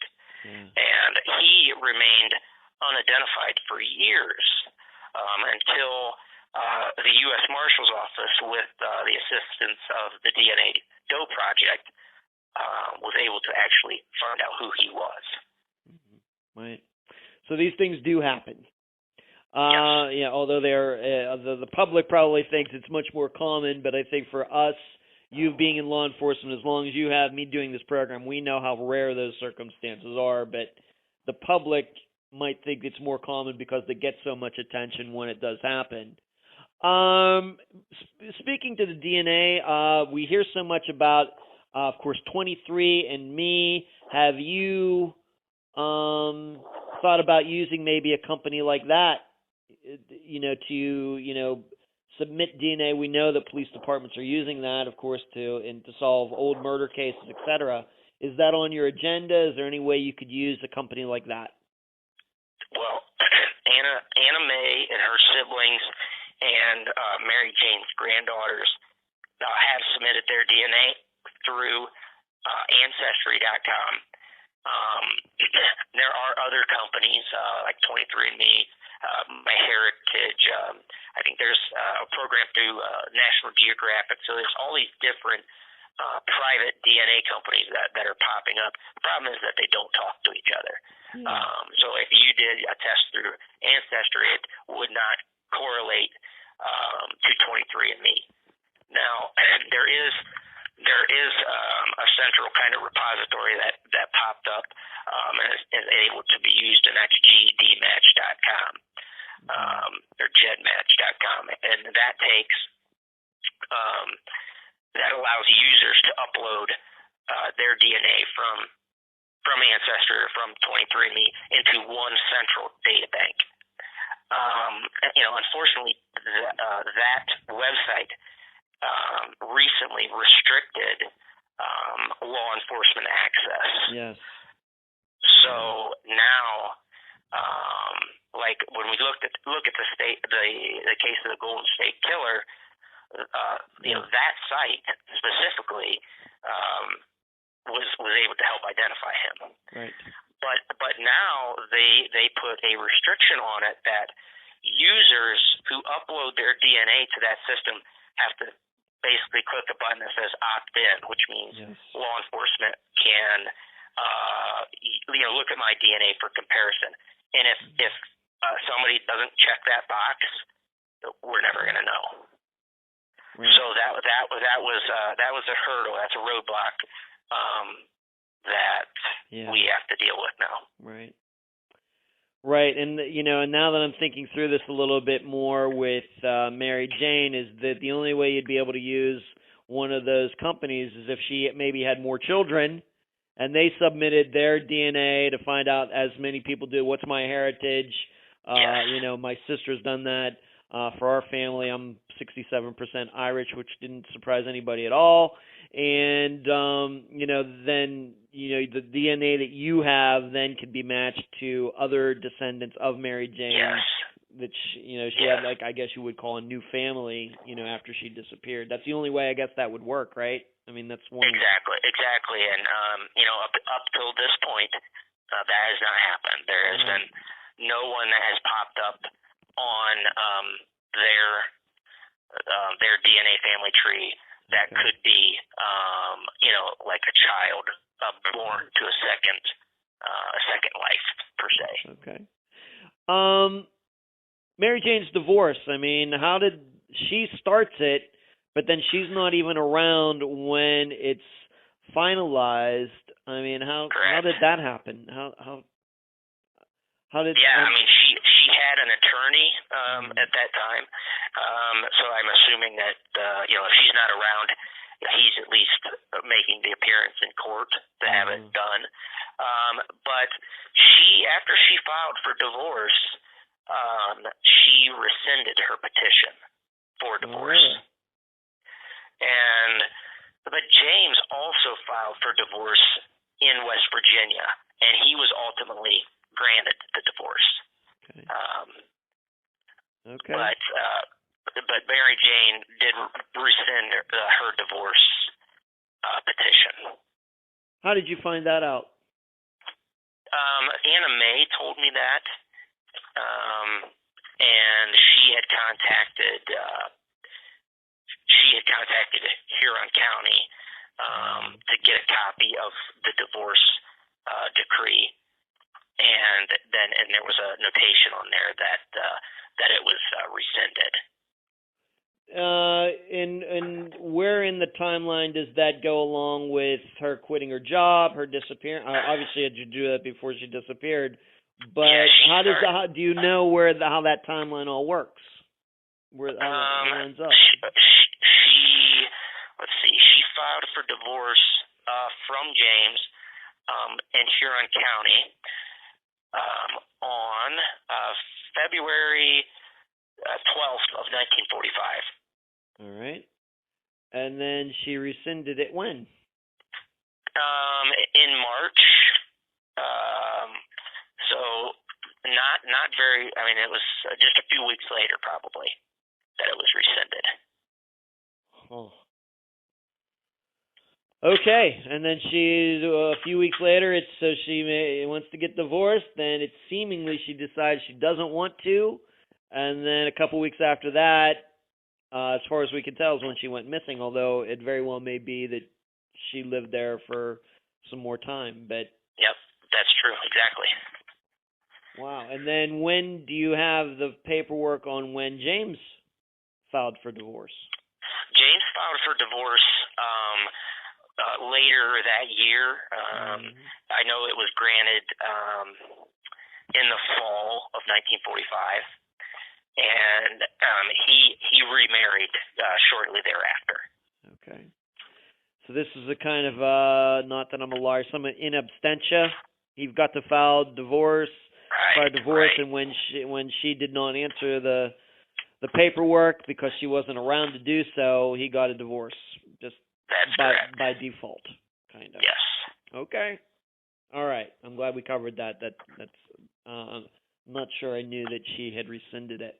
Okay. So this is a case you continue to work on. It has to be very probably one of the most difficult things you've done in your law enforcement career, Adam? Yes, that's fair statement. Okay. And I know you, of course, have a lot of other cases that you're working on, a lot of investigations of the things that are your responsibility. If you can say, how much time are you able to give Mary Jane's disappearance, maybe on a weekly or monthly basis? I mean, to be, quite honest, if I did not have other responsibilities, if this was my sole case, I could work on it 40 hours a week or more. Wow. Wow. That probably strikes a lot, and people do say, well, that's odd. How do you work a case that's so old? How could you devote that much time to it? Yeah. And, my response is because I have very little information. I have to create my leads. Yeah. To do an investigation of this size, you have to go down absolutely every single avenue, every single possibility you have to pursue. You have to pursue the angle that she ran off to get away from something and wanted to start her life elsewhere. You have to pursue the angle that maybe she met with foul play. Shortly after she disappeared, you have to pursue the angle that maybe she moved somewhere else and lived for a certain time before meeting with foul play, or lived for a period of time and then died in natural circumstances. Yeah. There are missing persons and unidentified persons not entered into NamUs. Yep. And there are jurisdictions across this country that have pauper cemeteries filled with unidentified remains, and nobody knows who they are. And so I could spend, every day I could write a letter or call or send a fax to cemeteries, to funeral homes, to medical examiners' offices across this country, and say, basically, do you have or have any knowledge of a Jane Doe since 1945 in your jurisdiction? And if so, is that person entered into NamUs? Do we even know where the body is? A lot of these, when I start to make phone calls to other jurisdictions and other counties, and I say, hey, I see there's this unidentified Jane Doe that just turned up in the 60s or turned up in the 70s. Is it possible for you to send me the file on it? And I get cooperation a lot. I'll get a coroner's office to send me a complete file, and that file might have an actual picture of the unidentified person, and I can look at it and say, that's not her. A lot of times the files that I get are next to nothing, just like some brief coroner's notations. A lot of times I don't even hear back. Law enforcement agencies don't even respond to phone calls, voicemails, letters, emails. They won't even respond. Other jurisdictions are really good about it, but they'll say, hey, this is what we have, but to be honest, we don't know where the body is. There was no record of where that body was buried. She could be in any cemetery across the city. Detroit, for example. Yeah. Not very far away from where we are. Right. Here in Ohio. There are several unidentified Jane Does in that area that could match Mary Jane based on physical characteristics. But the documentation system at that time was terrible, and they have no record of where these bodies are, and that is the tragedy, and that's what makes this case and cases like this so incredibly difficult. And truly the only way to start identifying these unidentified bodies would be mass exhumations. And obviously that comes with, it comes with a hefty price tag. Sure it does. To do that, there are legal issues and legal hurdles that you have to jump through to get that done. There are ethical, moral, and religious objections, you could say, to even doing that, to disinter someone. So it is not easy. But if there was a fund, if there was an agency that there was money, or all they did was identify these unidentified graves and do exhumations, do the paperwork to get the exhumations done, to have DNA taken from them, to have the DNA entered into NamUs, I think a lot more missing persons cases would be solved. And unfortunately, the resources just are not there. No. And many police departments, just they lack the resources financially to be able to do that. And some police departments, just don't even know where to begin, in cases like this. And like you said, because they are just incredibly difficult to work. They are. I want to get into a little bit more a theory on that in just a moment, but you wanted to talk, if Mary Jane being missing isn't enough, obviously this will, as most listeners already know, this will be the oldest disappearance case Unfound has ever covered. The oldest one to this point was one in Wisconsin in the 1950s, Evelyn Hartley from La Crosse, Wisconsin. We covered that one back in 2018. But you told me that Mary Jane's sister Rose is also missing. Tell the listeners about that. That is true. Rose was Mary Jane's sister, and she remained in the Fairmont area. Was married. She married a gentleman by the name of Harold Leeson, and they had several children. And we're talking in the 1940s. And Rose left. Rose disappeared. Was where she went. And her children grew up, and the only record or anything to do with Rose kind of happened in the late 1960s. One of Rose's children, who had since grown up, received a letter in the mail from some kind of hospital, some kind of nursing facility, an institution of some kind, saying, "Hey, your mom is here. She's sick," and that's it.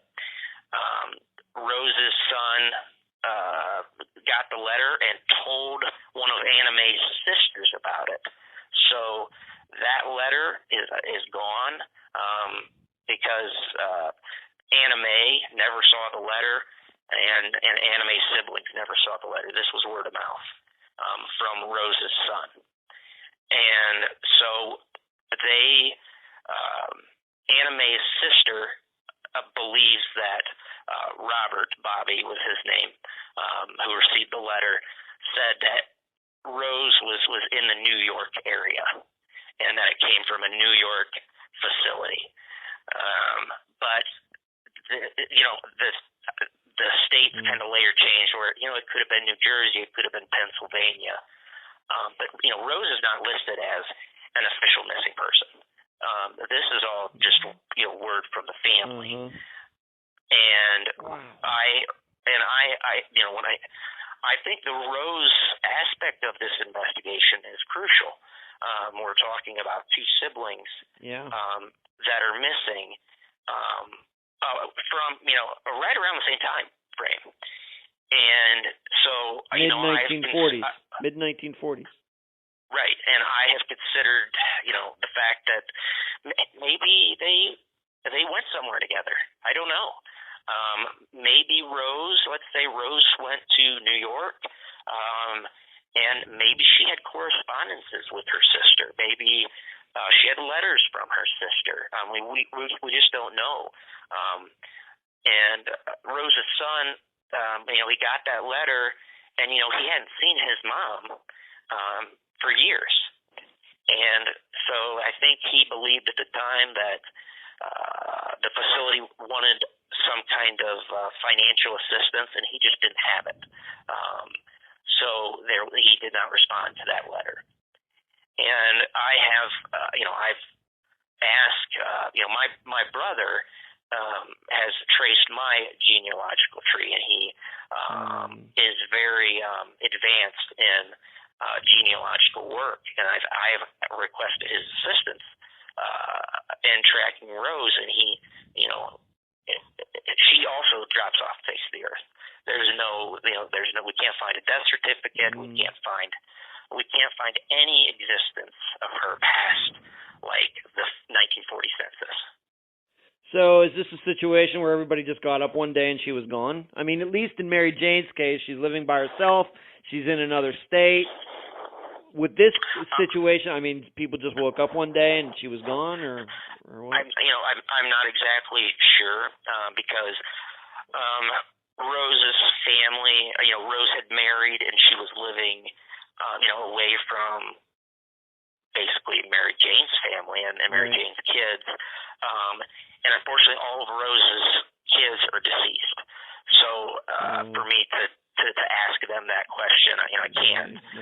So I don't know if she said she was going to leave. I don't know what happened to make her leave. I just don't know. Oh, okay. All right. Where did she disappear from? Where is she living at the time? Well, she was living in Fairmont at the time. Oh, she was in Fairmont too. Yeah, she was in Fairmont too. The whole family, the whole family is in that area. Like I said, the last known whereabouts, and again, this is word of mouth. Yeah. Not direct evidence. Was in the New York area. Okay. Two sisters. So you're saying that two sisters went missing within a year? Is that would that time frame be accurate? Or yeah, I'm not exactly sure when Rose left, but it would have been within a close time frame. Yes. Wow. That certainly does add another layer to all of this. Adam, there's no denying that. I mean, I agree with you that the odds of that happening, of course, the odds of a disappearance happening, period, are very, very low.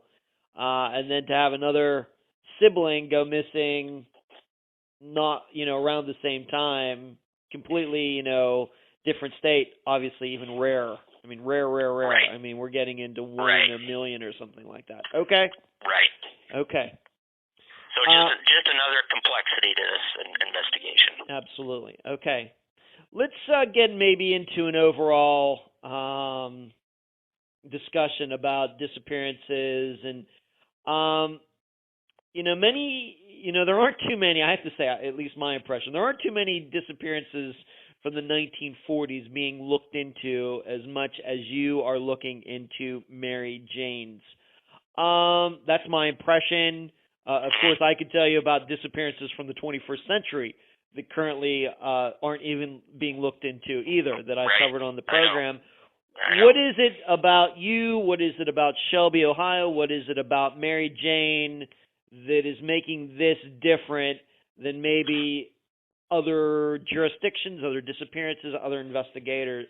What's the difference?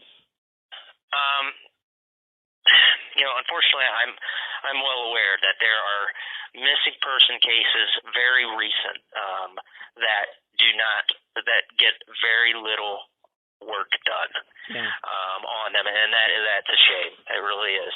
But the way that I look at this case is this: Mary Jane's family this is all very real and very current to them. I know that it's 74, 75 years old, but in their minds, in their hearts, it's now, and that longing, that desire to find out what happened to her, is there, and they need to know. And even her grandchildren, who never met her, want to know what happened to her. They miss her. Even though they never met her, they miss her. And so, it's my duty to help them get, closure. And I don't like using the word closure because there really is never closure, even in a death. True. But when you talk to families of missing persons, they say that the not knowing is worse than knowing. If you know where somebody died, And death in itself is horrible. It's Yeah. it's very difficult. It's an unfortunate reality of life that we all experience. But we can grieve. We can grieve through a funeral. We can grieve through a memorial service. If we bury them, we know where their physical body is. If we cremate them, we know what we did with the ashes, or maybe they kept the ashes. There's some degree of closure. In missing person cases, there is no closure. The families are left in this state of limbo, in this purgatory of just not knowing, and it just never goes away. It's something that they wake up every day and they think about. They go to bed every day thinking about. So what is it about this case? Well, I believe in cases like this, especially cold cases, the importance of keeping families abreast of my investigation. So I need to know Mary Jane's family, to know her. And for me to do that, I need to contact them, and I need to be in communication with them on pretty much a daily basis. Now, I speak to Mary Jane's granddaughter, Mindy, every day. I have her cell phone. She has my cell phone, and we text back and forth. And she'll give me ideas. I'll ask her some questions. I talk to Anna Mae several times a week, and a lot of times we'll go over the same information, but each time I might learn just a little bit more. So, like John Douglas, who is an FBI profiler, he said behavior reflects personality, and to understand the artist, you must study his art. The crime must be evaluated in its totality, and there's no substitute for experience. You must go directly to the source. Well, in my case, the source is Mary Jane's family. Right. So I have to be able to communicate with them, and I believe in complete transparency. Now, if this was a current case, okay, if this was a case that happened where I could identify a suspect and get him prosecuted, the amount of information, him or her, the amount of information that I would release would not be as much as I'm releasing now. If she did meet with foul play, any suspects are long since dead. My primary goal here is to discover her remains and to find out where she is, so her family can have some degree of closure, to put up a marker, to bury her, to know, just have some degree of closure. So I think, it's important to me to do this, because I think, if I didn't do this, who else would? Right. And if whatever you believe, if you believe in, God or a higher power, I was obviously given this case for a reason, and, I'm going to see it through till the end. Okay. What do you think the current state of investigation of missing persons cases in the 21st century? I asked this because we started this year off. I talked to Maureen Reinches, who is a victims advocate. She's worked on getting laws passed throughout the United States regarding missing persons cases and everything else. And the topic has come up before with other people, but the missing persons department, obviously most police departments do not have a missing persons division. Only the largest of the largest do, maybe New York City, LA, places like that. But even in those departments, working missing persons cases is not seen as a very glamorous position. It's of course, homicide, maybe some other departments are seen as being a little more interesting, glamorous, whatever word you want to use. Why do you think that is? A lot of it comes down to resources. Every law enforcement agency across this country is understaffed. Absolutely every single one, from the largest to the smallest. And a lot of it has to do with financial resources. They don't have the time, they don't have the manpower, they might not have the experience to be able to put as much time into a missing persons case as they would like. I mean, there are people that go missing every day. Yes. So if you get a new missing persons case, that is going to take priority over a colder case. And that's just an unfortunate reality that happens. And you said it. There are departments. The larger departments have people that focus on missing person investigations, but most departments, and just like Shelby, we do other things. I investigate rapes. I investigate domestic violence. I investigate murders. I mean, burglaries, robberies. So, and that stuff happens every day. Yeah. So, it's tough because you have to devote time every day just to do a little bit. Maybe send out one email about it. Maybe talk to the family just for a little bit, and document absolutely everything that you can do and that you do. That way you're not repeating your work. But you're exactly right. There are just missing persons cases are not given the attention that they should be, and that often, I mean, it is the reason families get frustrated with law enforcement. Yeah. There's in many missing person cases, generally little to no information is shared with the families.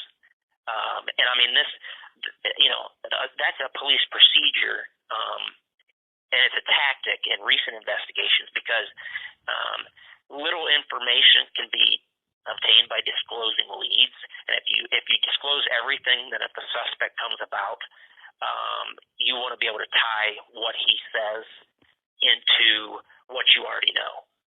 So if you make that public, then you can't correspond the two together as easily. But in my case, that's not the case. That's not a situation, right? And right. So I mean, when John Walsh's son Adam was kidnapped, he said, what families have to do is they need to make sure that missing person is on the front page of every paper and every magazine, billboard. It needs to stay current, because if it stays current in the media, people are thinking about it. People are calling. People are giving leads.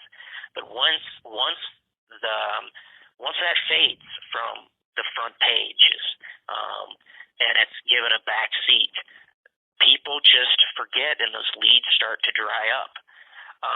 And so, ultimately, the families that complain the most get the best results. And it's that squeaky wheel gets the grease. And Mary Jane's family has never given up on. They've never given up. They have been looking for her since the 40s, and they've gone down every angle they could. It's fortunate they contacted us, and I got to sign the investigation, and because I think we've made some progress.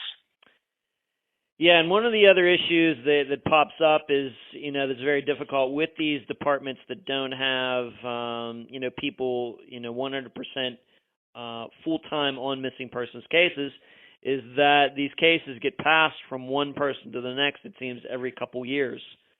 Somebody comes in, somebody gets responsibility for a couple years, and they move on to something else, and then somebody else comes in, and it's like starting from square one again. The person has to relearn it. And on top of that, I know that having done this for 3.5 years, investigating missing persons cases is no different than like anything else. There is a skill to it. There is things that you can learn, and when you have new people coming in all the time, it's like everything has to be relearned. And that's not a very efficient way to solve cases when you have new people coming in all the time. It's not. And, and it's just a lot of these colder cases, it'll start with an investigator, a detective, and, he or she will work on it. And then, they might get transferred to another division or they retire. And so that case has to go to someone else. But just with that change of a document, a change of file, change of investigator, there's just a little bit of information that is lost each time. Yeah. And so that is you're absolutely right. That is definitely a hindrance. Right. As far as like the investigations today, I firmly believe in asking for the public's assistance. And I have posted on multiple missing persons Facebook pages. I think that's in fact how you got to know about this case was one of my Facebook posts.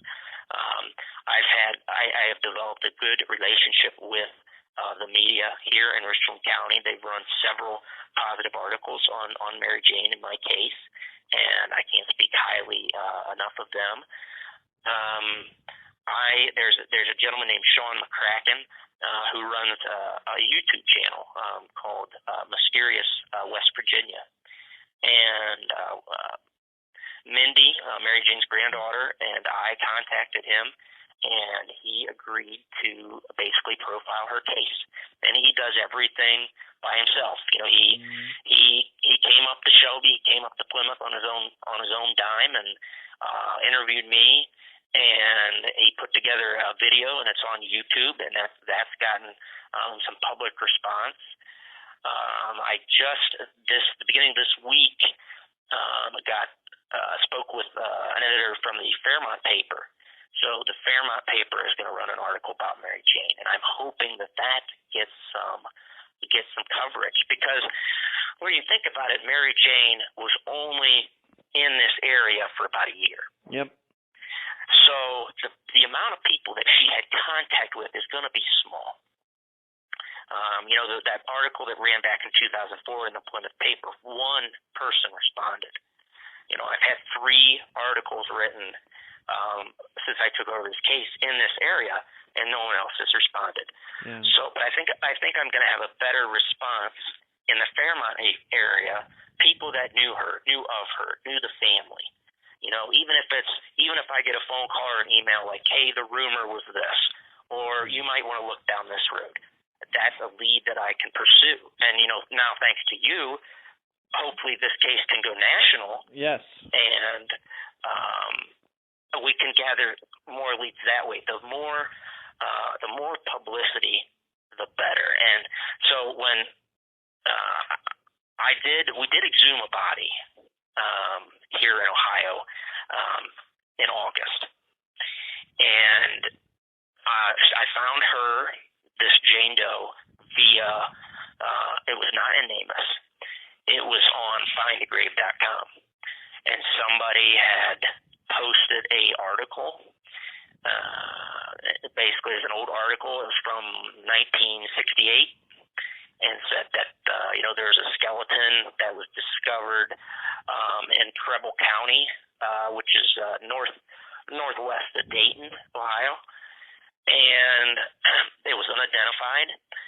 At the time, the coroner did some approximation, age, gender, height, weight, and that kind of corresponded to Mary Jane. And so once I saw that article, I reached out through the NamUs system to the coroner's office there, and I just said, hey, this is what I have. At the time, the coroner said that the body in Preble County had likely been there 10 to 15 years. So if Mary Jane, let's say in theory, lived for 5 years, 5 or 6 years, that timeline would match up. And so I presented this to the Preble County Coroner's investigator Dave Linloff, and he ran with it. And he said, Adam, I want to do this. I want to help you. And he was tremendous to work with. All the legal hurdles that we have to jump through, with search warrants, talking to prosecutors, talking to cemeteries, talking to the people that are actually going to dig the grave, talking to the funeral home, talking to the coroner. He did all that. He did all my legwork. And he set up that the state crime lab, BCI, was going to come out and take these samples once we exhumed this body. And so I cannot speak highly enough about Preble County and the officials in the city of Eaton. Not only did they do all this for us, they waived all the costs associated with the exhumation. So the bill that came to the Shelby Police Department was small. It was like $180, and that was for a casket to reinter the remains. That's nothing. And if every jurisdiction could work together like I worked with Dave Linloff, a lot more of these cases would be solved. It sounds like it.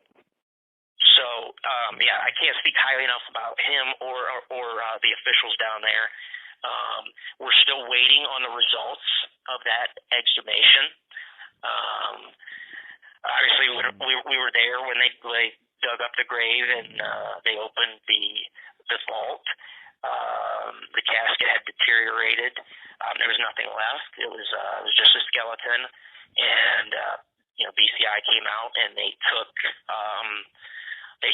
the bone fragments that they felt they could get the best DNA from.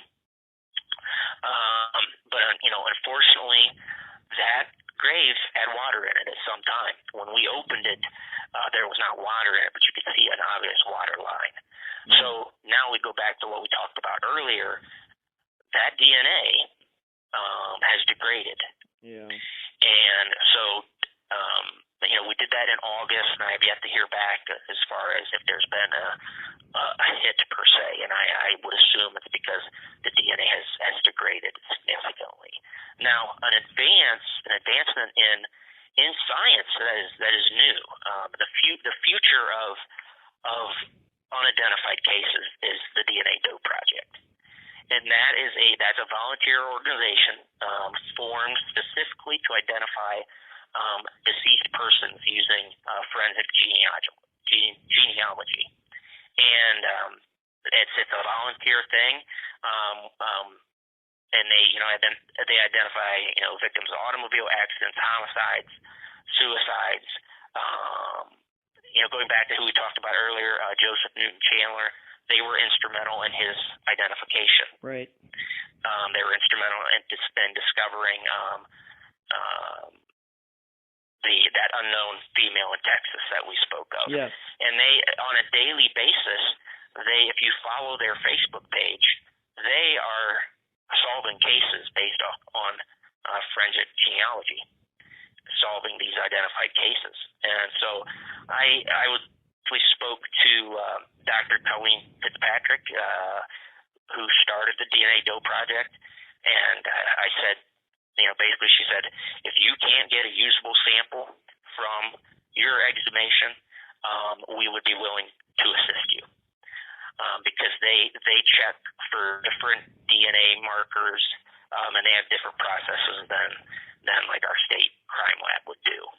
And if they had a little bit, let's say they had a fragment of DNA that they could enter into one of those genealogical databases, they could at least identify who that Jane Doe was. Now, it might not be Mary Jane, but it's somebody. It's somebody. And it's somebody. It's somebody's sister. It's somebody's mother. Somebody's daughter.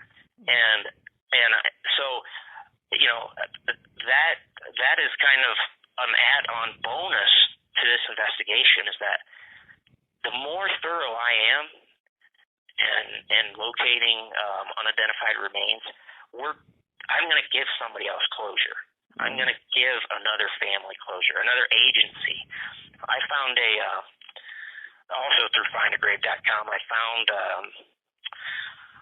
found an article about a Jane Doe in Indiana who had been shot to death in 1976 and buried in a wooden box in a shallow grave in a field.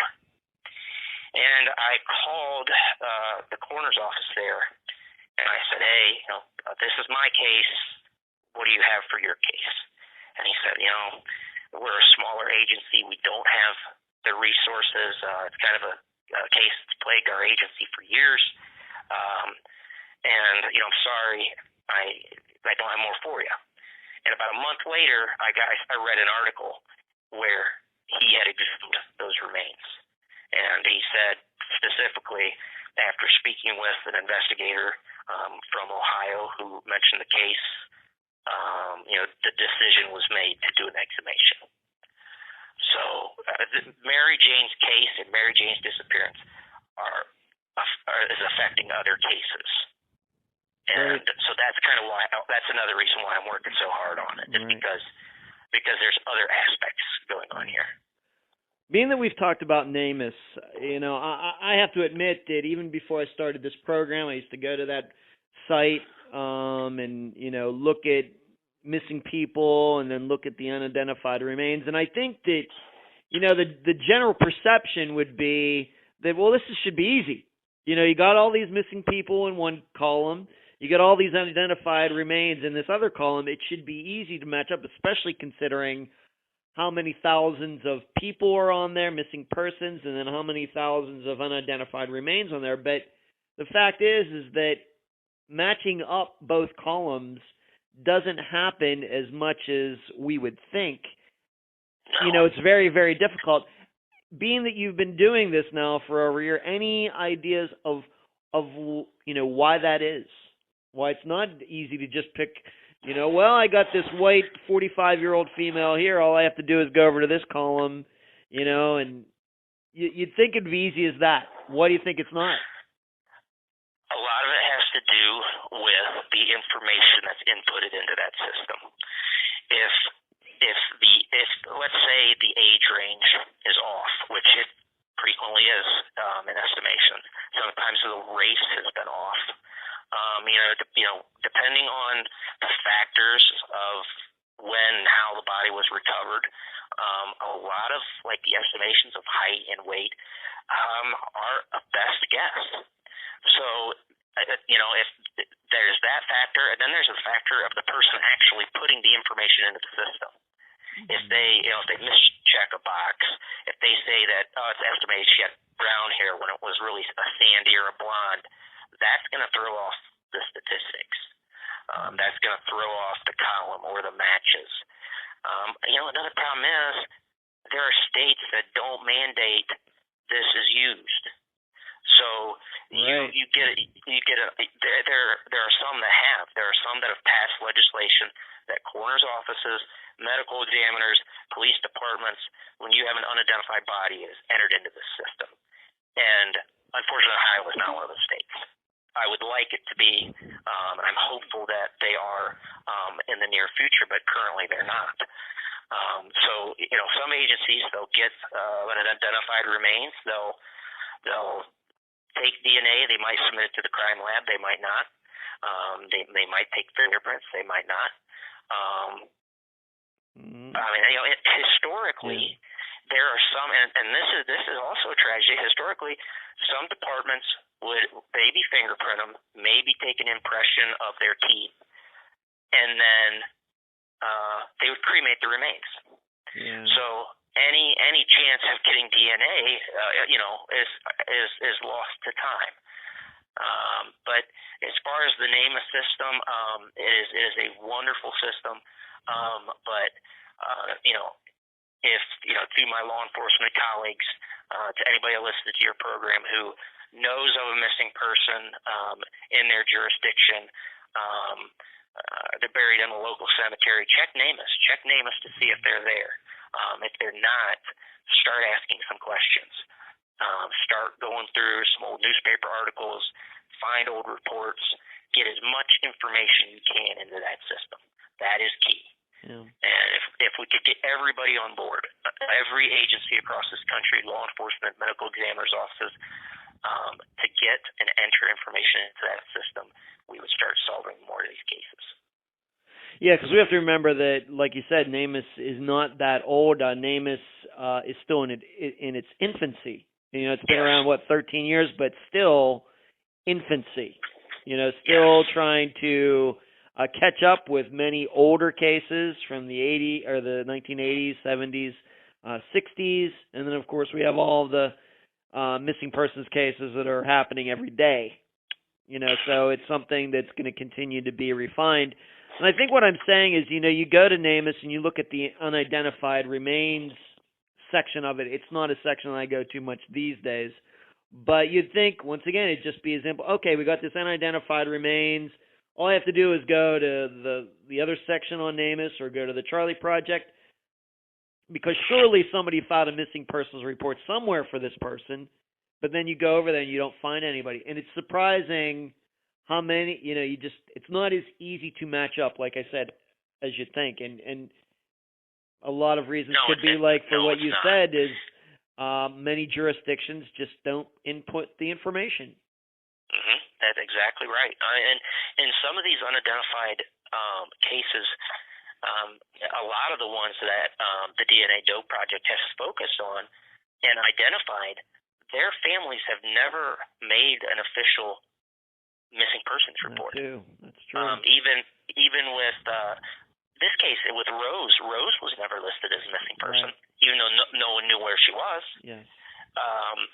And there, the buckskin doe, which was the DNA Dope Project's one of their first identifications. She was found in Ohio, around Troy, Ohio. They identified her very quickly, and no missing persons report was ever filed. So if we can get, there used to be this notion that somebody had to be gone for 24 to 48 hours before any law enforcement can get involved. That is not true. We can get involved right away. And why do departments? I got to ask you, being that I have a police officer on the line right now, and you should know, Adam, that one of the reasons I get a lot of questions, why don't I have more police officers, investigators on the program? And I'm just being honest with you. The reason I don't have them on is because they don't tell you anything. I'm in the information business. I'm not in the legal business. I'm in the information business. And generally, police officers, investigators don't want to tell you anything for reasons that we've already talked about, especially with newer cases, putting information out there. So I've only ever had one other police officer ever on the program in 3.5 years. But why is it that these departments don't want to input it? I mean, it's even if they're not required to do by law, it would seem that they know about NamUs. Why don't they do it? Well, a lot of them don't. A lot of them don't know about NamUs. And look, prior to the internet, disappearances that did not involve celebrities, did not involve kids, received little to no media attention at all. If it was a missing adult, it was kind of written off as they chose to run away. They're an adult. They can do whatever they want. In many jurisdictions, wouldn't even take a police report because they fell back on that argument, which is basically a lazy approach. Yeah. Like, hey, they're an adult. An adult can go missing. We're not doing anything. So that right there is where the problem begins, because once law enforcement becomes involved and says, oh, hey, look, we might actually have a problem here. This person still hasn't turned up. Months, sometimes years have passed. And that makes the job exceptionally more difficult. And, unfortunately, why does law enforcement not share information? The relationship between law enforcement and media entities is fragmented. It is. And it's only gotten worse in recent years. And instead of working together, we oftentimes work against each other. And there's a lack of trust because of certain things that have happened.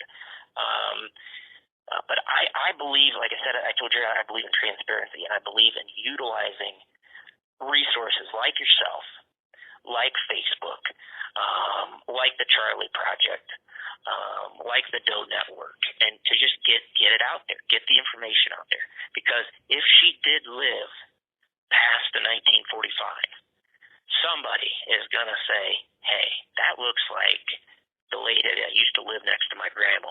Or, hey, that lady looks like the person that used to work with my mom, or something like that. And that's my hope.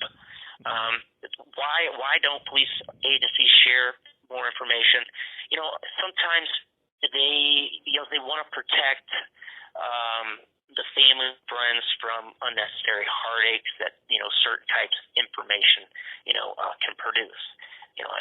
Disappearances surrounding maybe a missing person's last known whereabouts or what they were doing at the time can oftentimes be disturbing to family members. So most police officers will err on the side of caution, when it comes to exposing family members to unnecessary information. And in today's media environment, there are some inaccuracies that are often reported, and that is kind of a motivation for some agencies not to release certain case details. And this gives family members and the media the impression that nothing is being done. And I'll be the first to tell you, a lot of times that's true. Nothing's being done. That's true. But in other times, some stuff is going on behind the scenes. Just information is not being utilized or not being released. Adam, I don't know how, being that you're talking about social media, et cetera, and I don't know how old you are. I think I'm well older than you are. But do you think it is an age thing? Do you think maybe because you are a younger investigator, younger police officer, that you embrace social media technology a little bit more maybe than men and women who came into the law enforcement profession when they were still doing things on typewriters? Absolutely. That's a huge component. My drive to do this is for to help that family, help her family with closure. My parents owned a funeral home, and I actually grew up living above a funeral home until I moved out and went to college. But so I saw, from the beginning of my life, the toll that death takes, and I saw it. I saw it in the families that came in and the friends, and I know death. I have a very unique perspective on it. So that is a motivation for me, is to get these families some closure. But also what you were saying as far as the internet, the younger generation who has that motivation, who would have a motivation like mine, and who embrace social media, that they are going to solve cases just by that alone. And like I said, I think some people, the older investigators, are apprehensive to use technology. Maybe they don't know how to, or they don't trust it. They're worried, about certain data getting released that shouldn't get released. But to Chief Combs' credit, he saw the passion that I have, and I'm not as young as I used to be, but I would still consider myself younger. A lot of times, investigations like this, of this magnitude, are not given to younger officers. They say, oh, you have to be here 15, 20 years before you get a case like that. And then at that point, you're giving it to the older investigator who, yes, they do have more experience, but they don't have experience with the current technology. So the chief, my chief, Chief Lance Combs, I give him, props by saying, Adam, I I see you want to do this. You're the best person for the job. You have, all my investigations are over the top thorough. And so, and this investigation needs that. So, yeah, looping media, it's still using print media. Any information you can get out there is crucial in missing person cases. What is one suggestion you would do for other police officers that may be listening to this or eventually listen to this? What is the number one piece of advice you would give to other investigators, whether they are older men and women, late 40s into their 50s, or even younger than you, when it comes to missing persons cases, whether it's one from the 1940s that ends up on their desk or even newer ones? What's number one piece of advice you would give them?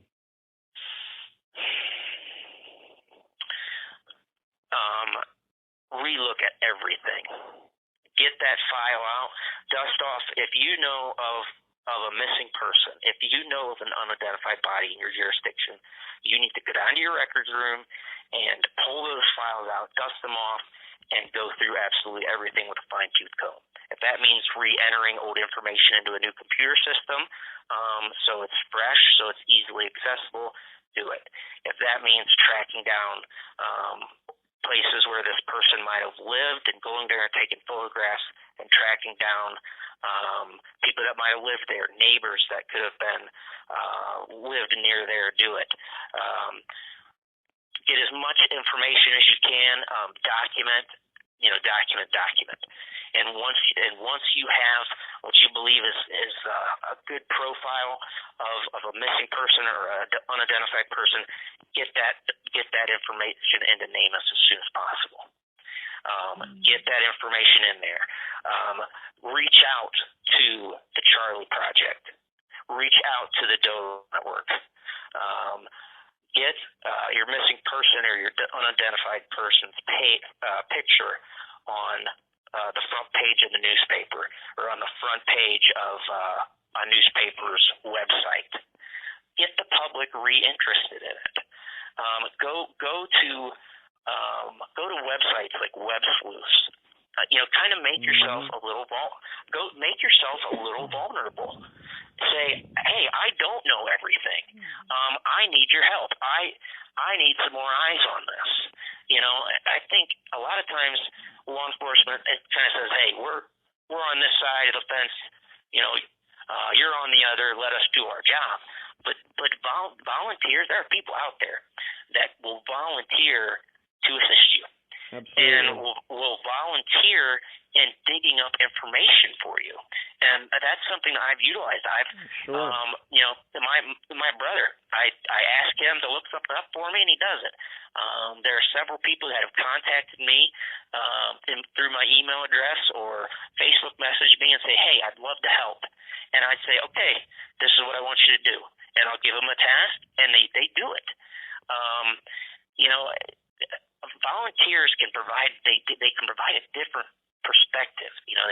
They can get that missing persons case off a shelf, get it a fresh set of eyes, and maybe discover some inconsistencies or gaps in documentation. And citizen sleuths, they may have the time to do background work. Such as arranging case files or making spreadsheets of family members, making a genealogical tree, and that can kind of free up detectives from what could be called busy work. Right. And there are volunteers that know the ins and outs of web design, historical genealogical research, or software expertise that will give you their opinion or help you for free. You just have to ask. So, my advice would be to do everything that I just said. And if you could, if possible, do everything you can to find out where the unidentified person, the body is buried. And if you can financially and legally exhume the body and get DNA. Send it to your local crime lab. See what they can come up with.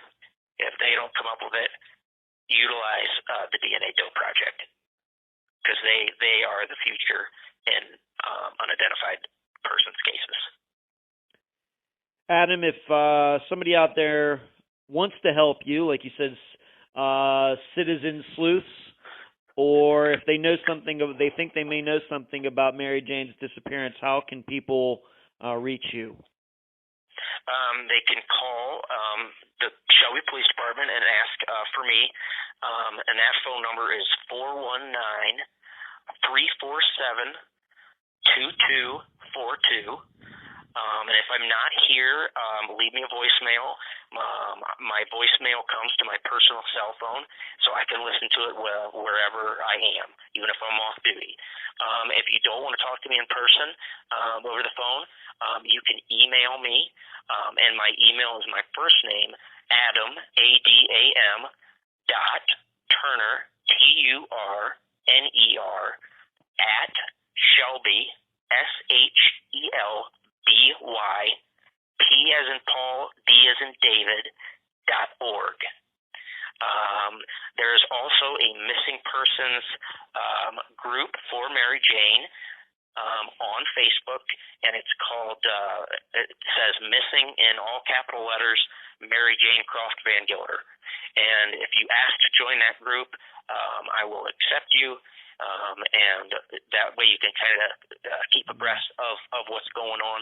I try to post in there as much as I can.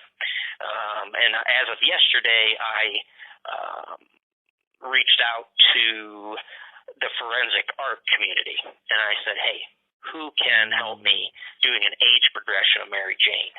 To say maybe she lived to her 60s or her 70s. And I got a response right away. Yeah. Just if there's the articles about Mary Jane are all online that have been written previously. If you if you forget some details, or if you want to know some information, like I said, reach out to me, and I will be happy to assign somebody like some busy work that I don't have time to follow up on. Right. And we should note that the reason that you're on the program is because one of my assistants, Cherie, somehow you two got in contact with each other, and she told me, hey, you got to talk to this guy about Mary Jane's disappearance. So you've gotten to talk to my assistant, Cherie, I guess at least a couple times. Yeah, and like I said, that all started, this conversation started because I said I'm going to post in as many missing and unidentified groups on Facebook as I can. And I typed a little synopsis of the case. I gave a brief description of Mary Jane, her physical characteristics, and where she went missing from, and some of the circumstances surrounding her disappearance. And I gave links to, the Doe Network, Charlie Project, NamUs, and the articles that have been written about her, to include the one about the exhumation I did in Eaton, and the video that was done by Sean McCracken, and said, gave everybody all that information, and then your assistant saw that and put me in touch with you. Yeah. So, and I can't thank you enough for allowing me to be on your program, because your audience is not just local, it's national. It is. It's international, actually. Right. International, all over the world. Australia, Europe, everywhere. Africa, everywhere. We have listeners everywhere. That's true. It is. That's awesome. Yes. That is awesome. Yes. So, and as the listeners know, all of my assistants are volunteers. So when you talk about volunteer sleuthing and volunteer helping and everything, I mean, that should not be diminished. The volunteers are great. They're because they come to it with passion. This is something that they are deciding to do with the extra time in their life, and so that you are working with and you're getting involved with people who are very passionate about it. They're not just doing it, because they're not getting paid to do it. They're coming to you because they want to help, and so their hearts are in the right place. Exactly. Adam, any last words before we complete this interview? No, I just want to thank you for the opportunity to talk about Mary Jane's case. Adam, you're very welcome, and I hope you will keep us posted. And both myself and Cherie keep us posted on your progress. I sure will. And I appreciate you being on this episode of Unfound. Thank you. You're welcome. And that was my February 2020 interview with investigator Adam Turner, the guy who finally cracked, with some help, the disappearance of Mary Jane Van Gilder. Little could both of us have known that 4 years after our talk, February of 2024, Adam would be doing a press conference to reveal what actually happened to her in 1945. Truly incredible. I thank Adam for appearing on the podcast back then. I also thank him for mentioning myself and Unfound during his remarks at the 2024 presentation. I start this new May 2025 summation by referencing the blog I wrote at Patreon regarding Mary Jane Van Gilder's disappearance after Adam appeared. I'm not going to read the entire blog to you. This episode is already over 2.5 hours long, but here was the next to last paragraph of that blog. I think Mary Jane took off to start a new life. I think she knew her children were being cared for. I think she thought they'd be fine since they lived apart for over a year anyway. I think she believed James would find a new woman anyway. And I think she knew there was no way she could go back to West Virginia, being that she had a child with another man. Seriously, how good was that prediction back in 2020? I'd say pretty good. Very, very accurate. Hey, there's a reason my prediction rate on cases is in the 90-something% range. So for the rest of this episode, I want to do two things. Number one, I'm going to quickly go over how it all happened. How was this disappearance resolved after almost 80 years? In fact, some of you may not have even known that Mary Jane Van Gilder's disappearance was resolved, even though it was included in an update episode last year. Then number two, I'm going to tell you what I think it means for all the other unresolved cases Unfound still has in its catalog. Okay, number one, how did this happen? The resolution, to keep this simple, was a combination of two factors. Yes, the final decider was the DNA test that Officer Turner finally had done. One of Mary Jane's second family members had submitted DNA to a service, and eventually there was a hit from DNA that had already been taken from one of Mary Jane's first family, the West Virginia family members. Essentially, science finally caught up to Mary Jane. But the second factor, I think, is the lesser known part. Somebody was instinctive enough after almost 8 decades to start looking at the people around Mary Jane at that factory in Ohio.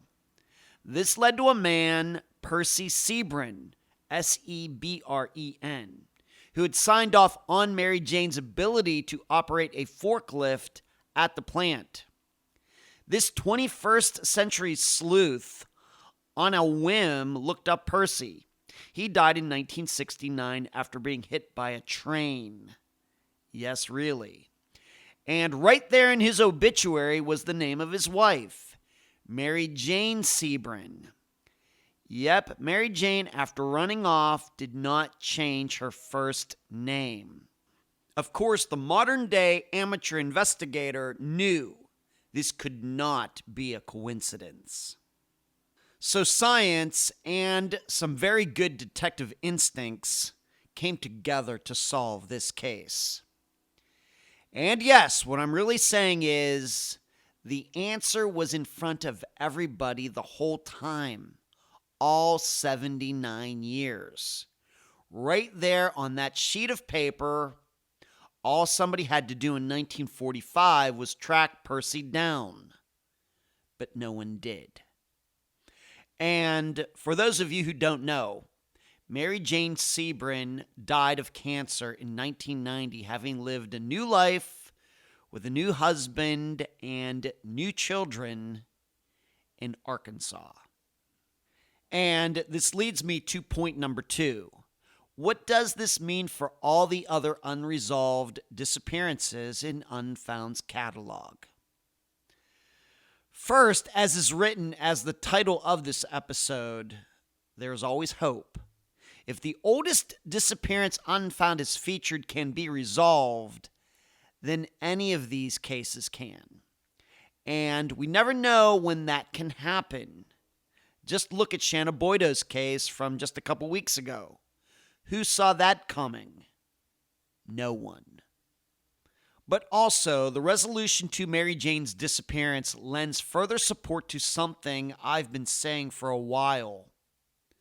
I truly believe that for most of Unfound's disappearances, the keys to resolving them are right there for us to see. We just haven't seen the keys yet. And we have at least anecdotal proof of this for other somewhat resolved Unfound disappearances. Laura Bible and Ashley Freeman. The automobile insurance card in the driveway that police never followed up on for 20 years. Esther Westenbarger.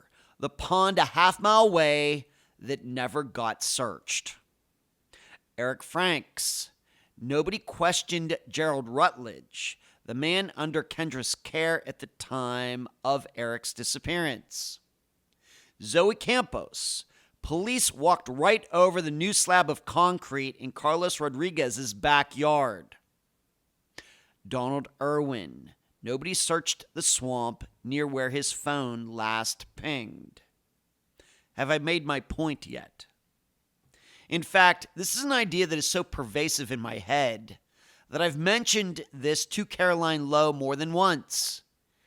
I really think the key to solving Jodi Huisentruit's disappearance is right there, somewhere in the public materials, but nobody has interpreted that piece of info the right way yet. This is why I've told so many families over the past 9 years, if you get stuck, go back to the original source material and start again. Go back to basics, go back to square one, whatever cliche you want to use. For Mary Jane, it was a man's name on a sheet of paper. For many of these other unresolved disappearances, I'm convinced there's something similar. And yes, this would include doing searches all over again, as if they had never been done before. So there's hope, but it must come with the courage to start from the beginning, and with a brutal suspicion that all the work to that point might have been unproductive. One final note, all of these ideas and others I hope to expound upon even more once the new Unfound database is completed. And that's the program. I'm Ed Dunsel, and you've been listening to Unfound.